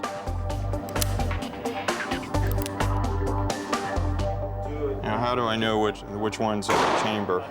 The guys have more success with a smaller firearm at close range. Judging by this, it's the best of all of them. That it stayed intact and went all the way to the bone there. Yeah, point blank range. But if you have to be that close to the target, then you have to fire your magic bullet from something that doesn't look like a weapon. So, Jamie, what are your thoughts about turning one of these into a gun? Well, do we want to shoot it like a rifle, like that? In 1978, an umbrella was the weapon in the sophisticated assassination of a Bulgarian defector. Georgy Markov was the victim of the most bizarre murder of modern technology, a sophisticated metal pellet fired from an umbrella into his thigh. Analysis showed the poison to be ricin, 70 times more lethal than the cyanide on the right. That umbrella insertion was brilliant and much more effective than an ice bullet. The ice bullet, bullets are not subtle. And the best bullet draws everybody's attention, including the victims, immediately. In true MythBusters style, Jamie's going to build his own umbrella gun from scratch. A chamber near the handle will be charged with compressed air from a dive tank. That's great, Jamie. The air will drive the gel bullet from the umbrella tip at supersonic speed. It's a big call. The CIA would spend years developing such a weapon. Jamie's got 3 days. I have no idea how fast that's going to propel something, but... I mean, in the realm of what we've done for MythBusters, isn't this kind of one of the most dangerous things we've tried yet? Probably. I mean, there is a lot of energy in there, and it's not to be underestimated. Like I said, it will remove flesh from your bones. We're making a super high-pressure gun here, and so I'm trying to keep it really simple and also make sure that it's safe. So I'm overbuilding it a little bit.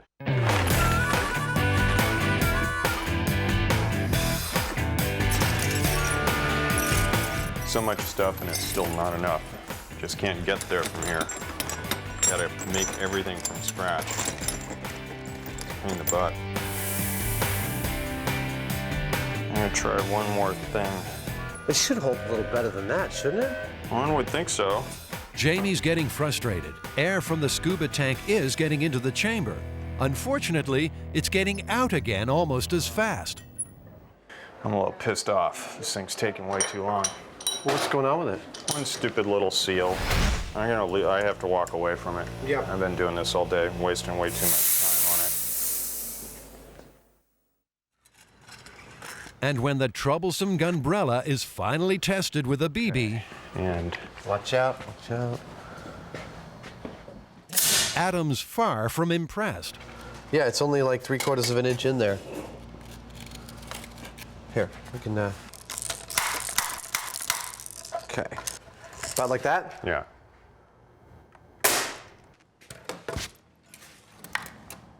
Interesting. It looks like it went in deeper. Say 7 inches. That's interesting. What, did you waste your time? Did you just waste 3 days on this? Could be. Right off the bat, I think it's actually kind of disappointing. I mean, I spent 3 days working on this like super high-powered air reservoir to fire this thing, and this, $50 BB gun outperformed it right off the bat. I could have modified this to fit in that umbrella in a couple of hours. Adam scavenges a CO2 canister and trigger from an old air pistol.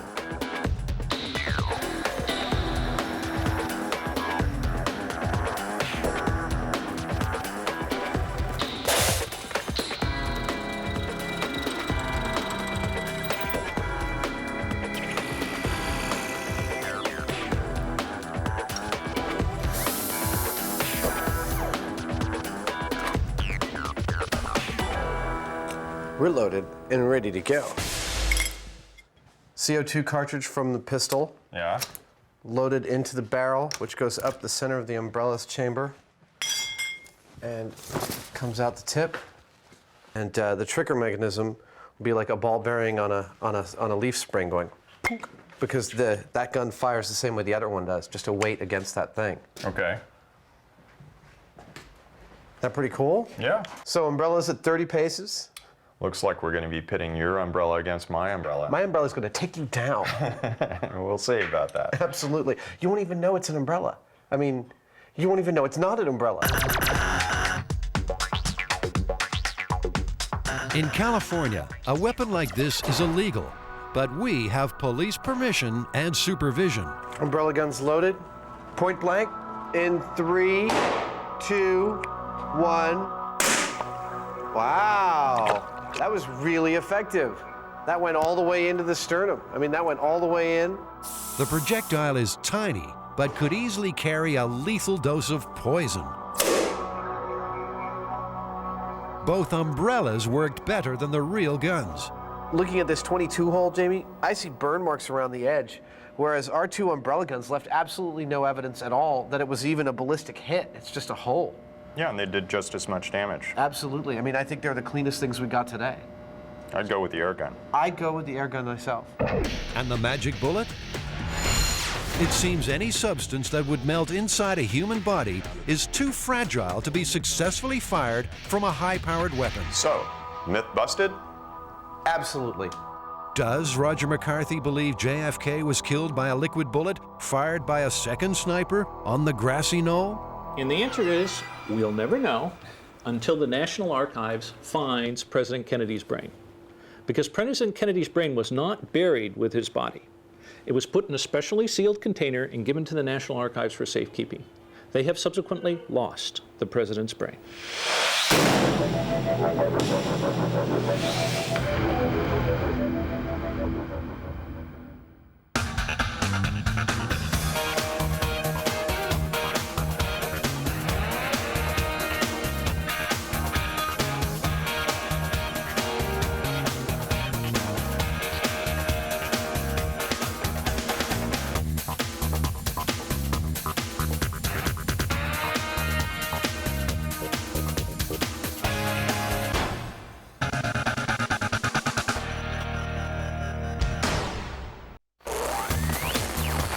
In this episode of MythBusters, it's the magic of movies on trial.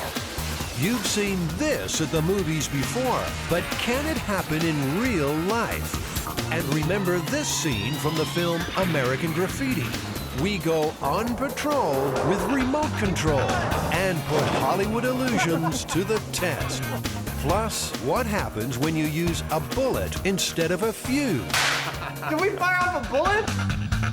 Who are the MythBusters? Is my missing an eyebrow? Adam Savage. I always enjoyed seeing Adam in pain. Oh! And Jamie Heineman. Jamie wants big boom. Between them, more than 30 years special effects experience. Feel kind of sexy. They don't just tell the myths. Farewell, cruel world. They put them to the test.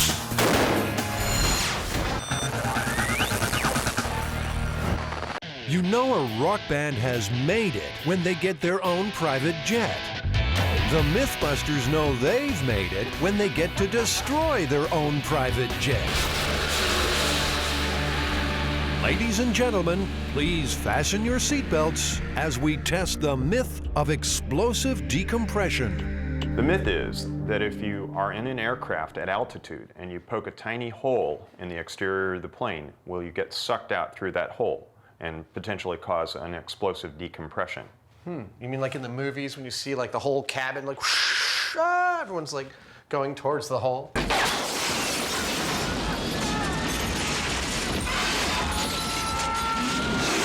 That's it. Cool. Well, this narrative's been around for years, probably as long as high-altitude flying has been around.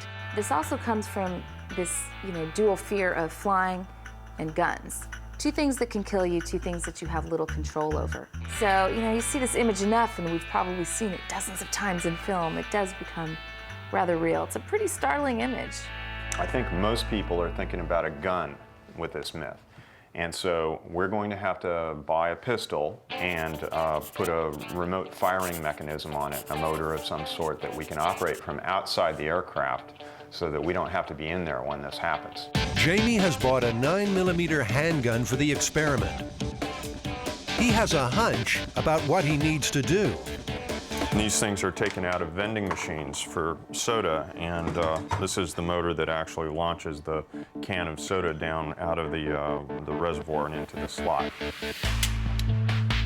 But this is a troublesome little challenge. That'll work. And soon we can't reach Jamie. He is like a myth-busting monk in his trance-like problem-solving state. Then the way becomes clear and the rig takes shape. It's an ingenious device. As the gear finger goes round, it can repeatedly fire the pistol. Seems like it's working. It fired it. The MythBusters have taken the first step on a long, difficult journey. The normal cruising altitude of a passenger jet is around 35,000 feet. Humans can't survive at that height, so planes are built to be pressurized. Onboard compressors pump in air to replicate the atmospheric pressure of a lower, more habitable altitude, usually 6,000 to 7,000 feet. It's the difference between the air pressure inside and outside of the plane that creates the environment for an explosive decompression. A hole in the plane will be like a hole in a balloon. The air will try and rush from the area of high pressure inside to the area of low pressure outside. We've calculated that the differential in pressure between the inside of the aircraft and the outside at altitude is about 8 psi. To replicate the myth, the boys need to pressurize a plane to 8 pounds per square inch. Adam has found their test subject already, a DC-9 passenger jet. Actually, this is a plane that's being salvaged. And so they would go into it and pull out all the stuff that they can resell, the avionics, the cockpit windows, the chairs, the bathrooms, and then they'd scrap the rest of it. It's a big plane though, isn't it? Yeah, it's like over 100 feet long, this thing. It's definitely not small. We're gonna have some fun. It's a full-size jet airliner. Yeah. A full-size jet airliner won't fit in Jamie's workshop, so the workshop goes on the road. This is the Mojave Desert, north of Los Angeles. Out here, low rainfall plus low humidity equals low corrosion, a perfect solution for storing aircraft. This is a giant parking lot for the world's airlines. Most of these planes will fly again. Some will land on the scrap heap. You know, the more time I spend around planes, the more they absolutely mystify me. I'd be a terrible airplane designer because I'd look at it and I'd go, yeah, like that's ever getting off the ground. This retired DC-9 once flew for Hawaiian Airlines. Now its wings are clipped, and it's slowly being recycled for parts. But first, it will become the MythBusters Explosive Decompression Laboratory. When do you ever get to do this? This is so cool. Wow. Oh, that's cool. This is where the pilot sits. So many little doodads and gewgaws and doohickeys. I've always wanted to close one of these. Trying to pressurize the plane right now would be like trying to inflate a fishing net. There's a few holes that need to be plugged first. That was an antenna. You can see it was bolted in. The biggest problem is up here in the cockpit. You can see there are no windscreens in this plane. This is going to be my task for the next few hours, is cutting out cardboard templates of each of these windows and then make those out of plywood, pop them in and foam them. Hopefully that'll get us the pressure that we want. Working in the desert heat isn't easy. We've been crawling through this magnificent DC-9 here, trying to find all of its holes and plug them up, which is not that difficult a task if it wasn't like 105 degrees in the shade. The people that work on these airplanes here indicate that we're not going to be able to seal this thing up.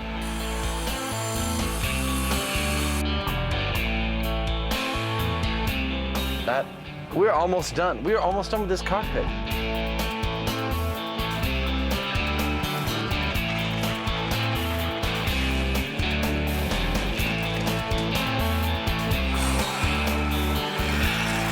Dry to the touch in 60 seconds, set hard in 5 minutes. And over here is one I've previously prepared. We're actually having some fun working on this. You know, it's interesting to see how these things are built. I'm installing the pressure gauge onto the emergency escape window. This gauge will be critical during the experiment. Once it reaches 8 pounds per square inch, we know the difference between the pressure inside and outside of the cabin is exactly the same as it would be at 35,000 feet. It will be time to fire the gun. The plane seems to be sealed and ready, so Jamie and Adam put it to the test.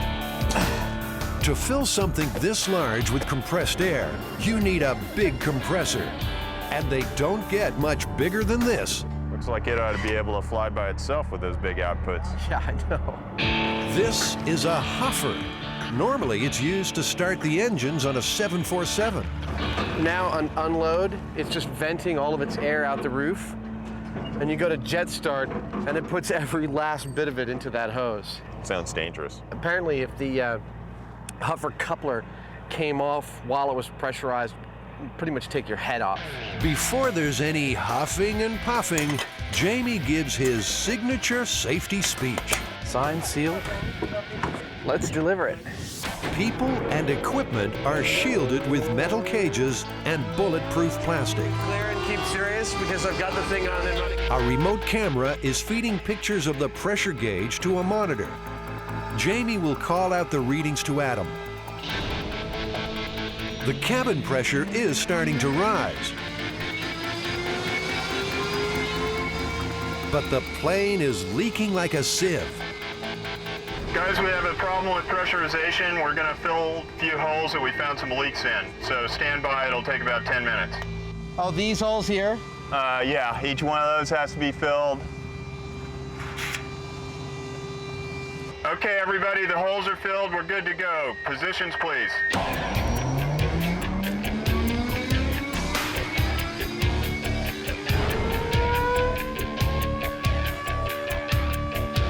Two PSI, 3, 4, 5, and we're at 6 PSI. Then trouble. What happened? We've got a blowout on one of the cockpit windows. Whoa! We got up to 6.5 PSI on that. We're within spitting distance of our goal. But what was that black bag we saw flying over the plane? Both pilot seats have a plastic bag on them. And this is a very tiny hole, and if a black plastic bag made it past that, that's explosive decompression. Another quick patch, another try.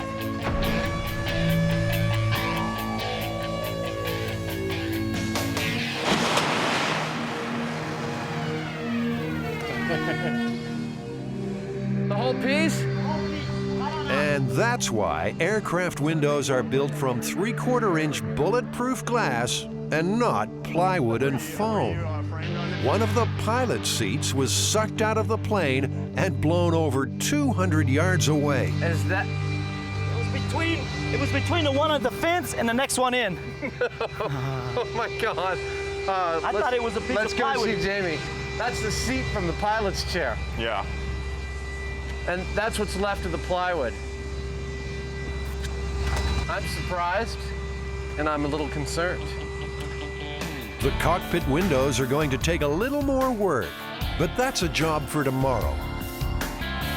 Next morning, Adam continues his battle to seal and secure the cockpit windows. Reservations are unusually low for this experimental flight. Getting kind of tired of lugging Buster around. Our only passenger has just arrived. A shy, quiet man named Buster. Come on. You've had one too many. Sit down. Next, Jamie mounts and aims his 9mm handgun. You gotta be extra careful with this thing, that it's nice and secure.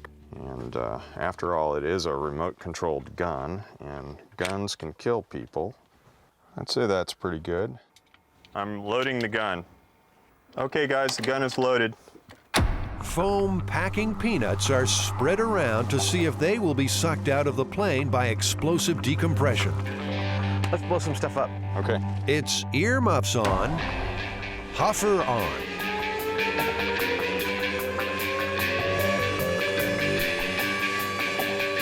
As the pressure rises once again, Jamie monitors the gun through a remote camera. We reach 8 pounds per square inch. He activates the remote firing control and shoots a hole in the skin of the jet. The plane doesn't tear open.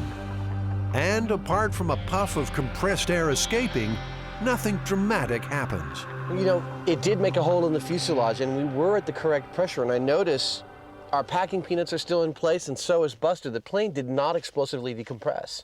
Yep. Perfect. And just plug that sucker right up. Well, we did it there, little buddy. Don't call me little buddy. Yeah, you know, we pressurized the DC-9. They said it wasn't possible, and with a little foam and a little ingenuity, I think we did an admirable job here. I'm really pleased with that. Yeah, it held the pressure, and the gun rig worked. Just like clockwork. The next experiment is to see if a bullet fired at a window will cause it to blow out. I'm re-aiming and reloading the gun, so nobody walk in front of the plane from now on. Starting the hopper. The jet is pressurized. Jamie prepares to recreate the scenario we've seen in many movies, a gun firing inside a plane. Will it cause explosive decompression? Jamie pulls the remote trigger. The gun fires. But nothing happens. Well, that didn't seem to do much at all, did it? Dead center in the window, though. Nicely aimed. Our high-speed camera shows the bullet's impact with the plastic window, but no reaction from Buster. The bullet went straight through. Clearly, Buster did not. No explosive decompression here. I think we definitively showed that a small puncture hole, either in the fuselage or in a window of a plane, is not going to cause the plane to explosively decompress, and you will not be sucked through that little hole. Well, the myth is definitely busted. Small holes ain't gonna do it.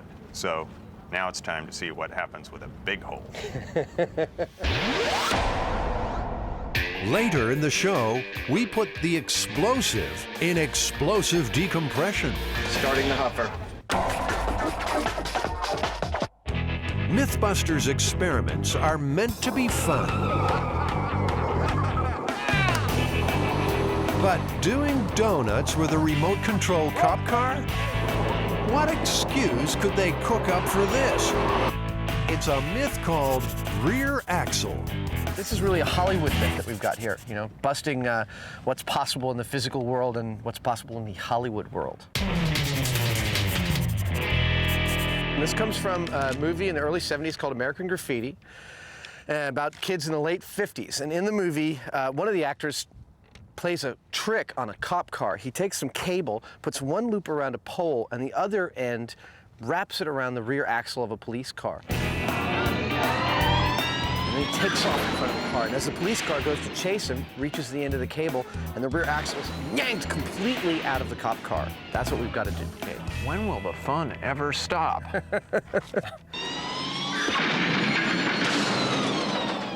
Okay, Adam, how are we going to do it? What do we need? Well, it's actually a pretty simple shopping list for this one. We need a police car, we need the materials to make it remote control, we need about 75 feet of cable, a pole to lash it to, and a couple hundred feet of running space. The police weren't too happy about handing over one of their highway patrol cars. So we've got a Hollywood stunt double, a cop car copy, from top to bottom. This is the back seat of a cop car with the spaces for your arms to be behind your back. And in fact, when you sit in it like that, you'd find that it's really pretty amazingly comfortable. Now I know what it'll be like when I finally get arrested. Now it's rigged for remote control. Go ahead and gingerly. Jamie has wrapped his recycling brain around the steering. This thing is an electric motor off of a wheelchair, and we're going to use that to drive the police car. It takes a bit of work, but these guys know exactly what they're doing. Oh, I've got a hot ember on my crotch. Pretty soon, we're ready to take our police cruiser out to the MythBusters testing range. Our urban legend expert, Heather Joseph Witham, says the story of the rear axle is a reminder of simpler times. I think the reason people like it now is because it's the hijinks of an earlier era. Nobody gets hurt. It's really funny. It's good, clean fun. It makes you think that there was a more innocent era where you could do things and not go to jail and not worry about the consequences. This is where we will try and rip the rear axle from our police car. An empty dockyard with plenty of room for Jamie to make sure the car is running properly.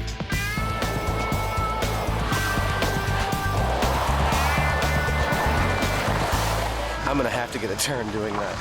Apart from the mustaches, these two haven't changed much since elementary school.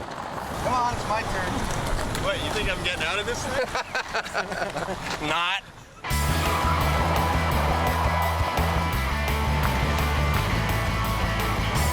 He's not as good at it as I am.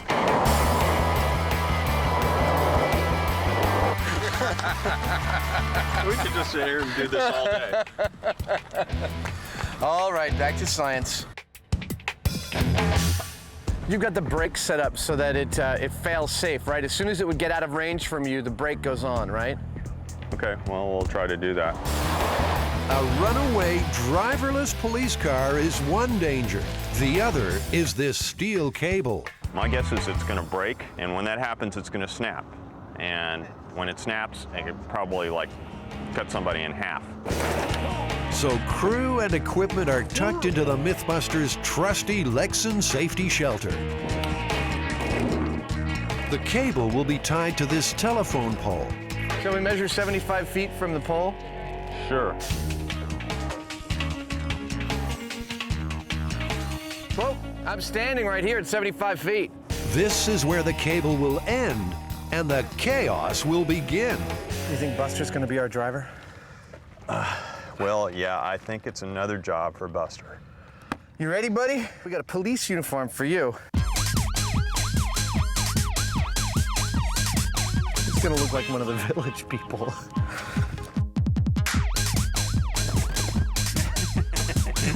We've got one more critical check before starting the experiment. Are you ready for your test, Jimmy? I'm all set. Well, let's take it for a spin. Jamie has to start the car and put it into gear manually. After that, accelerator, steering, and brakes are all in his remote control.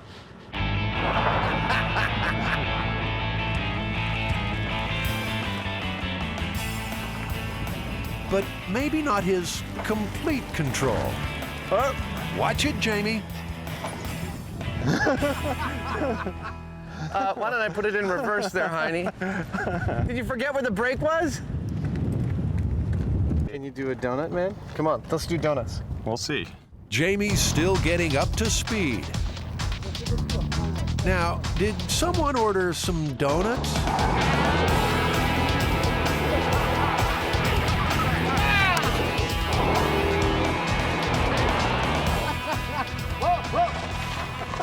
Watch out for the fire hydrant.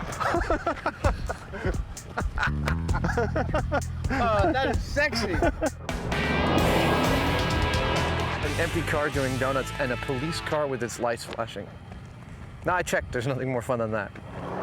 You just know what's coming next. So can I drive it around a little bit? I won't do donuts, I promise. It's a delayed thing. You can ruin the car real quick. Okay, so the main thing is the most awkward thing is the brake because it's a delay. This is Adam and Jamie's childhood dream times 10. It's a remote control police car with lights.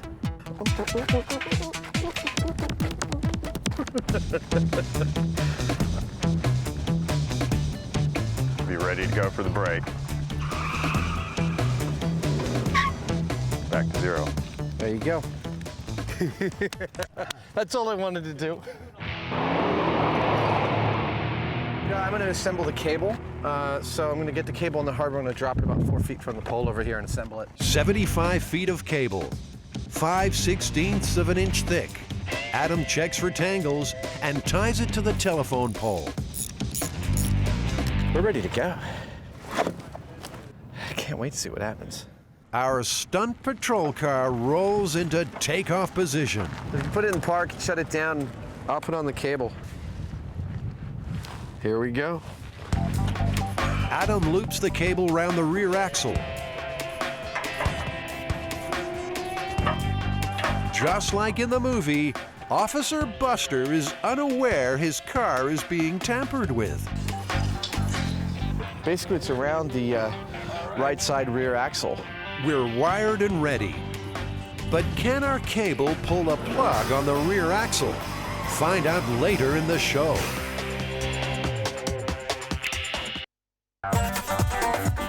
Okay, Bubba, what do we got? Well, Thurston, we got a good one today. We got frog gigging. Frog what? Frog gigging. That's hunting frogs to the rest of us. Apparently, a couple of good old boys on their way back from a late night round of frog gigging, their headlights go out. They determine that it's a blown fuse, and they also determine that a .22 caliber bullet is the perfect replacement for said fuse. That's clever. So it would seem, until 20 miles later, the bullet heats up enough to fire and hit the driver in some very private parts, at which point he loses control of his truck, hits a tree off the side of the road. Both guys survived, but the driver needed surgery. The internet turned this story into an urban myth. In 1996, an internet story appeared that purported to be from the Arkansas Democrat Gazette. The title was True Life Redneck Tale. If you name something that has authority like a newspaper, then that makes it even all the more plausible. Now in this case, the Arkansas Democrat Gazette got all sorts of flack for this story, and they had to print an article saying that they never printed the original article. So what do you think we're going to need for this, Jamie? First thing we've got to do is find a pickup, and it has to have this kind of fuse in it. The old kind of glass-style fuse that's shaped like a bullet, you mean? Yeah, that's the one. Jamie and Adam head off on a hunting trip of their own. So, Jamie, you're from Indiana. What the hell is frog gigging? Well, you get a spear and a flashlight, and you go out and you spear frogs with it. I think the flashlight kind of dazes them or something. I used to do it when I was a kid, but it was just for fun. Did you eat them? No, just a mean little teenage boy. So it was killing? Killing frogs, yeah. All right. This is one of their happiest hunting grounds, the junkyard.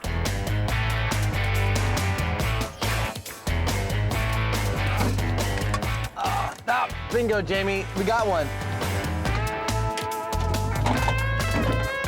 There are pickups by the truckload, but bagging the right type of fuse facing the right way, well, that isn't as easy as spearing frogs in a pond. This Mitsubishi appears to have the closest thing out of all the pickups that we've looked at to a fuse that's aimed directly at the driver. I think that's the best we're going to do. I'm going to pull it out. $5 for a simple antenna. It's electric. That makes 15. The junkyard junkies were only looking for a fuse box, but it's turned into quite a shopping spree. No one's going home empty-handed. Well, that's what we need for the show, but this is what I came out with. The boys have decided to install this retro fuse box from the junkyard into Jamie's old pickup. Oh, yeah. We're burning rubber now. Hey, baby, you want to ride, huh? Adam gets to work wiring the circuit, while Jamie rigs up the fuse box. I pulled this one out, and I'm going to crimp onto that. And then put it back in? Yeah. Cool. All right, here we go. All right, so that's the main feed to the battery. Yeah. Battery's hot. Hey, they both work. All right. Cool. These are the .22 caliber bullets used in the Myth. As replacement fuses, they work. Check this out. Almost like it was made to fit in the fuse holder. Yeah, it actually snugs right in there. All right. You know, I don't think it'd be that bad of an idea as long as you didn't get a short. The truck is ready. If the bullet goes off, a high-speed camera will record its path by the microsecond. Time for Buster, our professional crash test dummy, to get behind the wheel. Jamie and Adam will be trying to fire live ammunition here. And taking a hit in the pants from a bullet is one part of the Myth they don't want to recreate.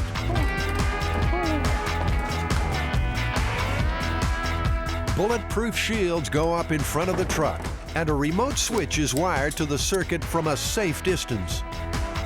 So, we've got our circuit wired up, that the headlights go on by themselves through the fuse box. We've got our remote activation switch. I think it's time to put the bullet in the fuse box. Have you got one? I have a bullet. All right, here we go. Are you ready? I'm ready. All right, this is the first test just with how the bullet does. With the lights on. Yeah.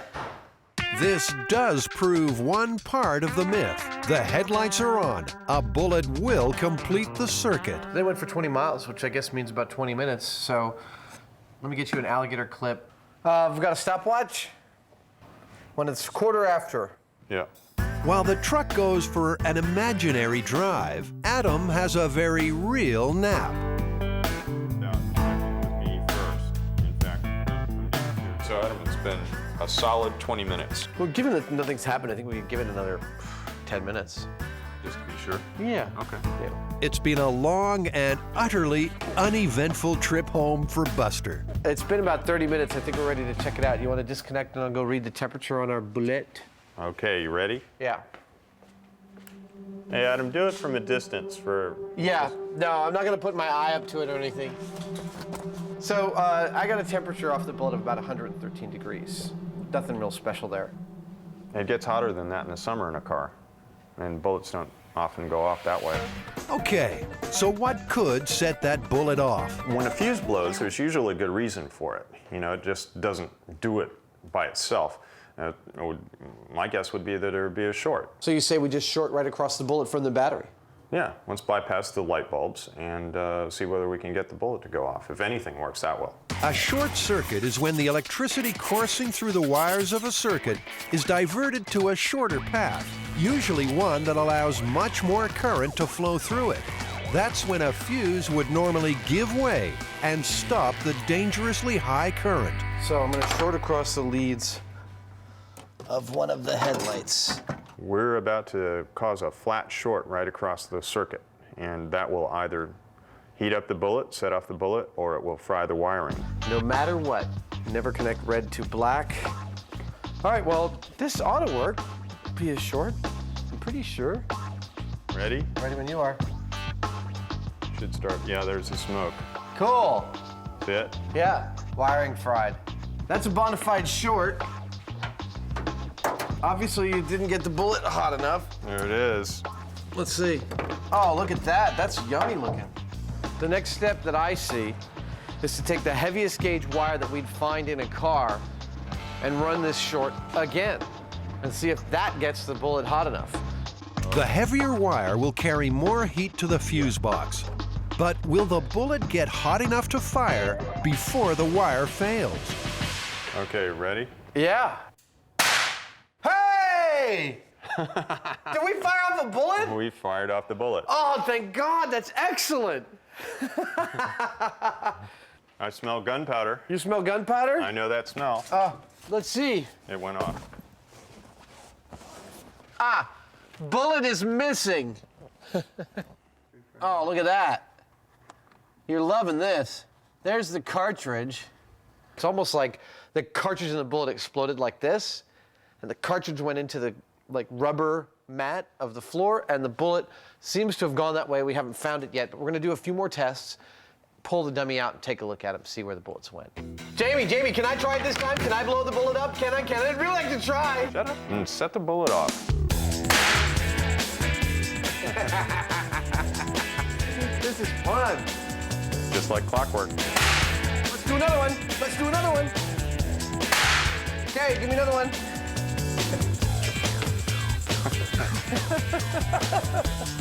Here, you grab one, I'll grab the other. We'll do like a Wonder Twins one. Okay. There we go. All right, ready. I'm impressed with how fast this works. Turns out to be a pretty effective way of setting off a bullet. It's not lethal, I don't think. But you know, the thing is, there was nothing in the myth that said that he took a lethal hit.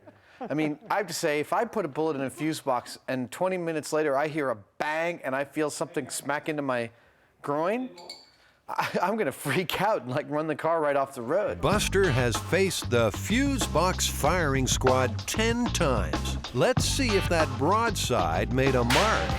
The high-speed camera shows at least one bullet shooting towards Buster's bits. Warped and twisted by the firing, some of the shells also turned into threatening pieces of shrapnel. I laugh every time I do that. Jamie takes a closer look and makes a startling discovery. Oh, look at that. That wasn't there before. See that? One of those bullets at least shot a hole in his pants. And there's actually there's another bullet hole down here and here. While those pants are full of holes, Jamie can't find any signs of damage on the dummy's legs or torso. I don't think that those bullets had enough force to really do anything. I bet if they were a real person, you'd probably have some pretty nasty little bruises. That's about it.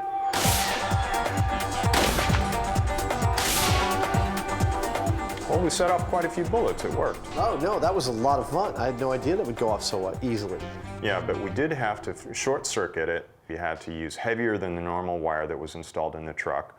We had to line up the fuse box in exactly the right position. No, it's obvious that an extraordinary sequence of events would have to occur for this to happen. But given how easily they went off with heavier than average wiring and the decrepit state of some people's pickup trucks, I still think it's possible that this could happen. I'd agree, it's possible. Unlikely, but possible. I'd say myth busted for now, but still out there waiting to happen. It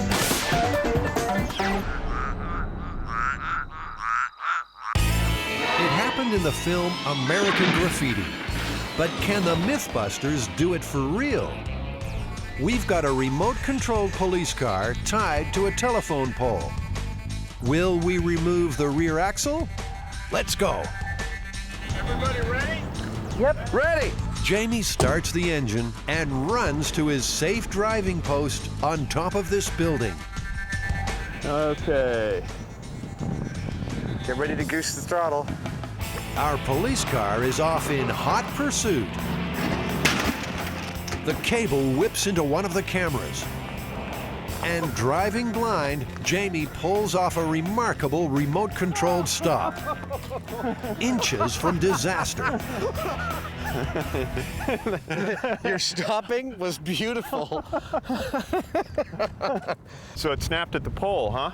Yeah, it looks like it's dragging the cable. Looks like it snapped at the pole. I think we need a stronger cable. It turns out the cable hasn't snapped. It's simply come undone. Yeah, nothing broke. I think the next time we have to either duct tape it or, I brought some of that binder wire. Yeah, I think we should definitely bind it with wire when we get back there. Yeah. Shall we reset the car? Yeah, everything's fine, fortunately. I'll tell you when to go, Jamie. All right.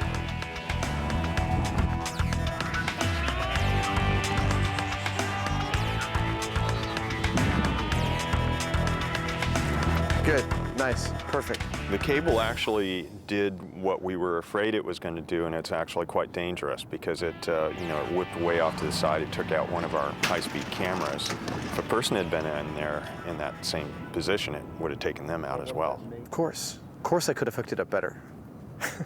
But just about anybody else would have made the same mistake that I did, don't you think? This little guy won't be unhooking next time. Okay. I got some wire, I got a hook, I got a leather jacket I no longer care about. Here we go. The other end of the cable gets the same treatment.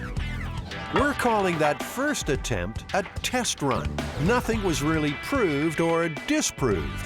This run will be the real deal. Come on. Yeah. Isn't television glamorous? Let's see. 70% that the cable does break, but before it does enough damage to the car we can't do a second test at all. 20% that it actually breaks but doesn't do any damage to the car, we can do a second test, weaken the axle, etc. 10% it works perfectly, yanks the axle right out of the car. I believe if you add those numbers up, they come to 100%. We have a remote-controlled police car with its axle tied to a telephone pole by 75 feet of cable. Let's step on the gas. This time, the cable really snaps.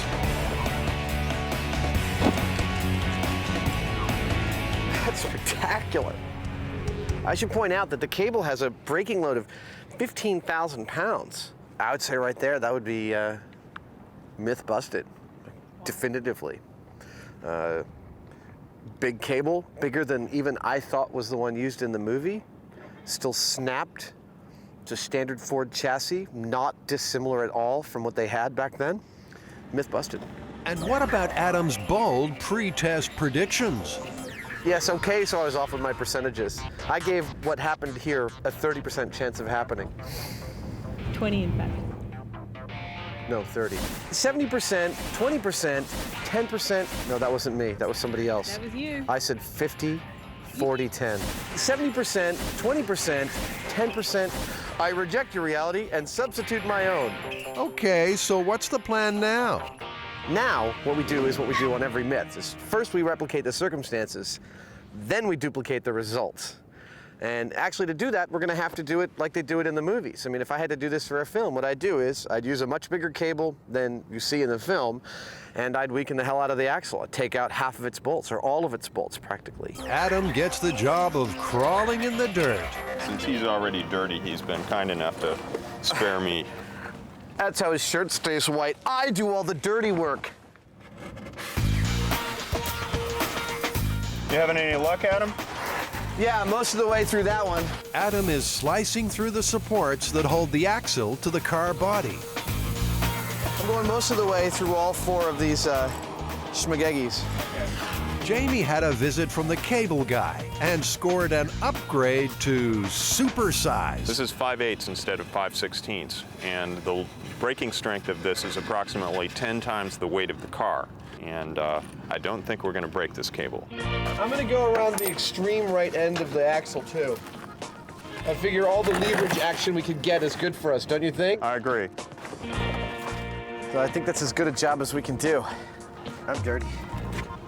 I'm the 8th dwarf dirty. When this cable comes taut, it's going to twist and hopefully torque that differential right off, and the whole thing will come off. I've taken the oxy torch and I've cut through probably about 75 to 90% of each one of those 4 control arms. Either we're going to simply stop the car or we're going to break the car. I think we'll sooner shear the post off at its base than snap this cable. The car is ready for its final run. Okay, ready?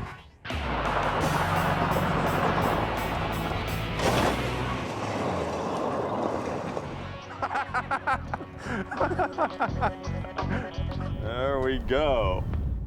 While their relationship has taken a big shakeup, car and axle are still mostly attached. Something really horrible happened inside that police car just now. I think she's done for. Incredibly, the cable snapped at the telephone pole end, but the car won't be driving any further. This is the coil spring from the rear suspension of the car.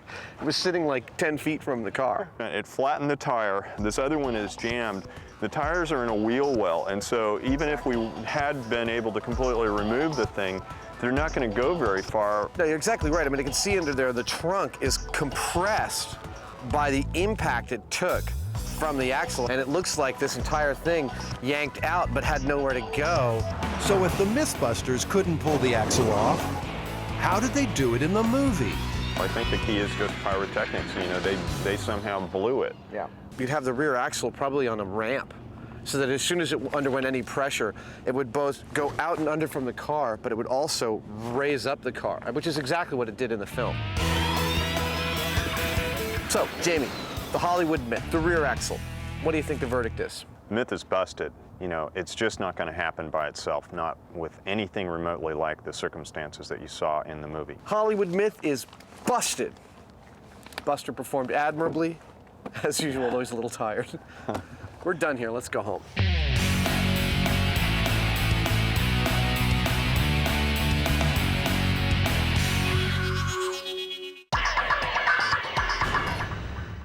You're in a jet at 35,000 feet, and there's a hole in the fuselage or a window. What happens? Do you get sucked out in an explosive decompression or not?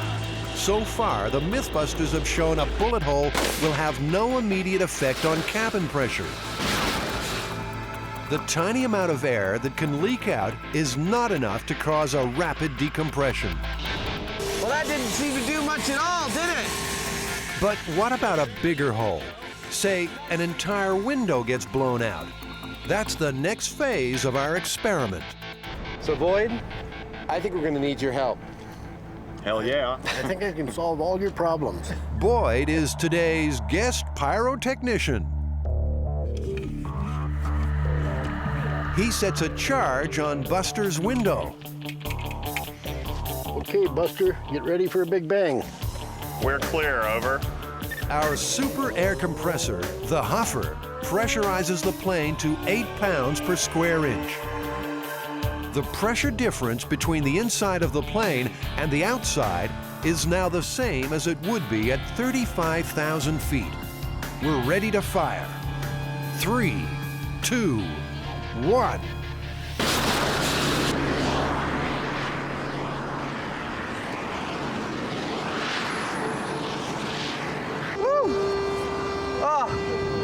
That was worth it. That was worth everything we went through. Didn't quite fit through the hole. Now this is explosive decompression. A hole the size of the window allows a huge rush of air out of the plane, taking with it anything that's not tied down, including our crash test dummy. Wow. Yeah, it looks like it's ripped some of his back flesh off there. Yeah, it pulled it all the way out towards the window. Can we yank this out of here? Yeah. Buster's having a bad year.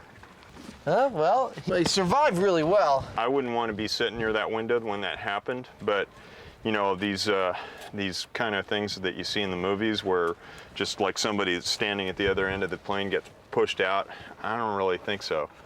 No, however, I would not want to be in this seat. I would imagine that this guy might have lost his arm. That's one sealed window. Boyd has some explosives left over, so the team decide to see what a really big bang will do. So, Boyd, what kind of charge is this you're laying now? This is a 100-grain shape charge that is designed to take the side out of this airplane. Attention, the charge is laid, the plane is live. We're clearing out, sealing doors, and warming the huffer.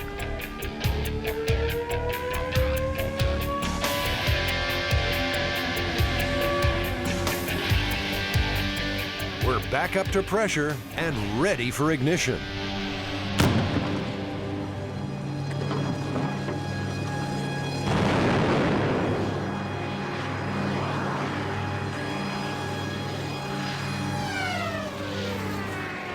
This blast was a little bigger than expected. I'm glad we were over there. Everybody's all right.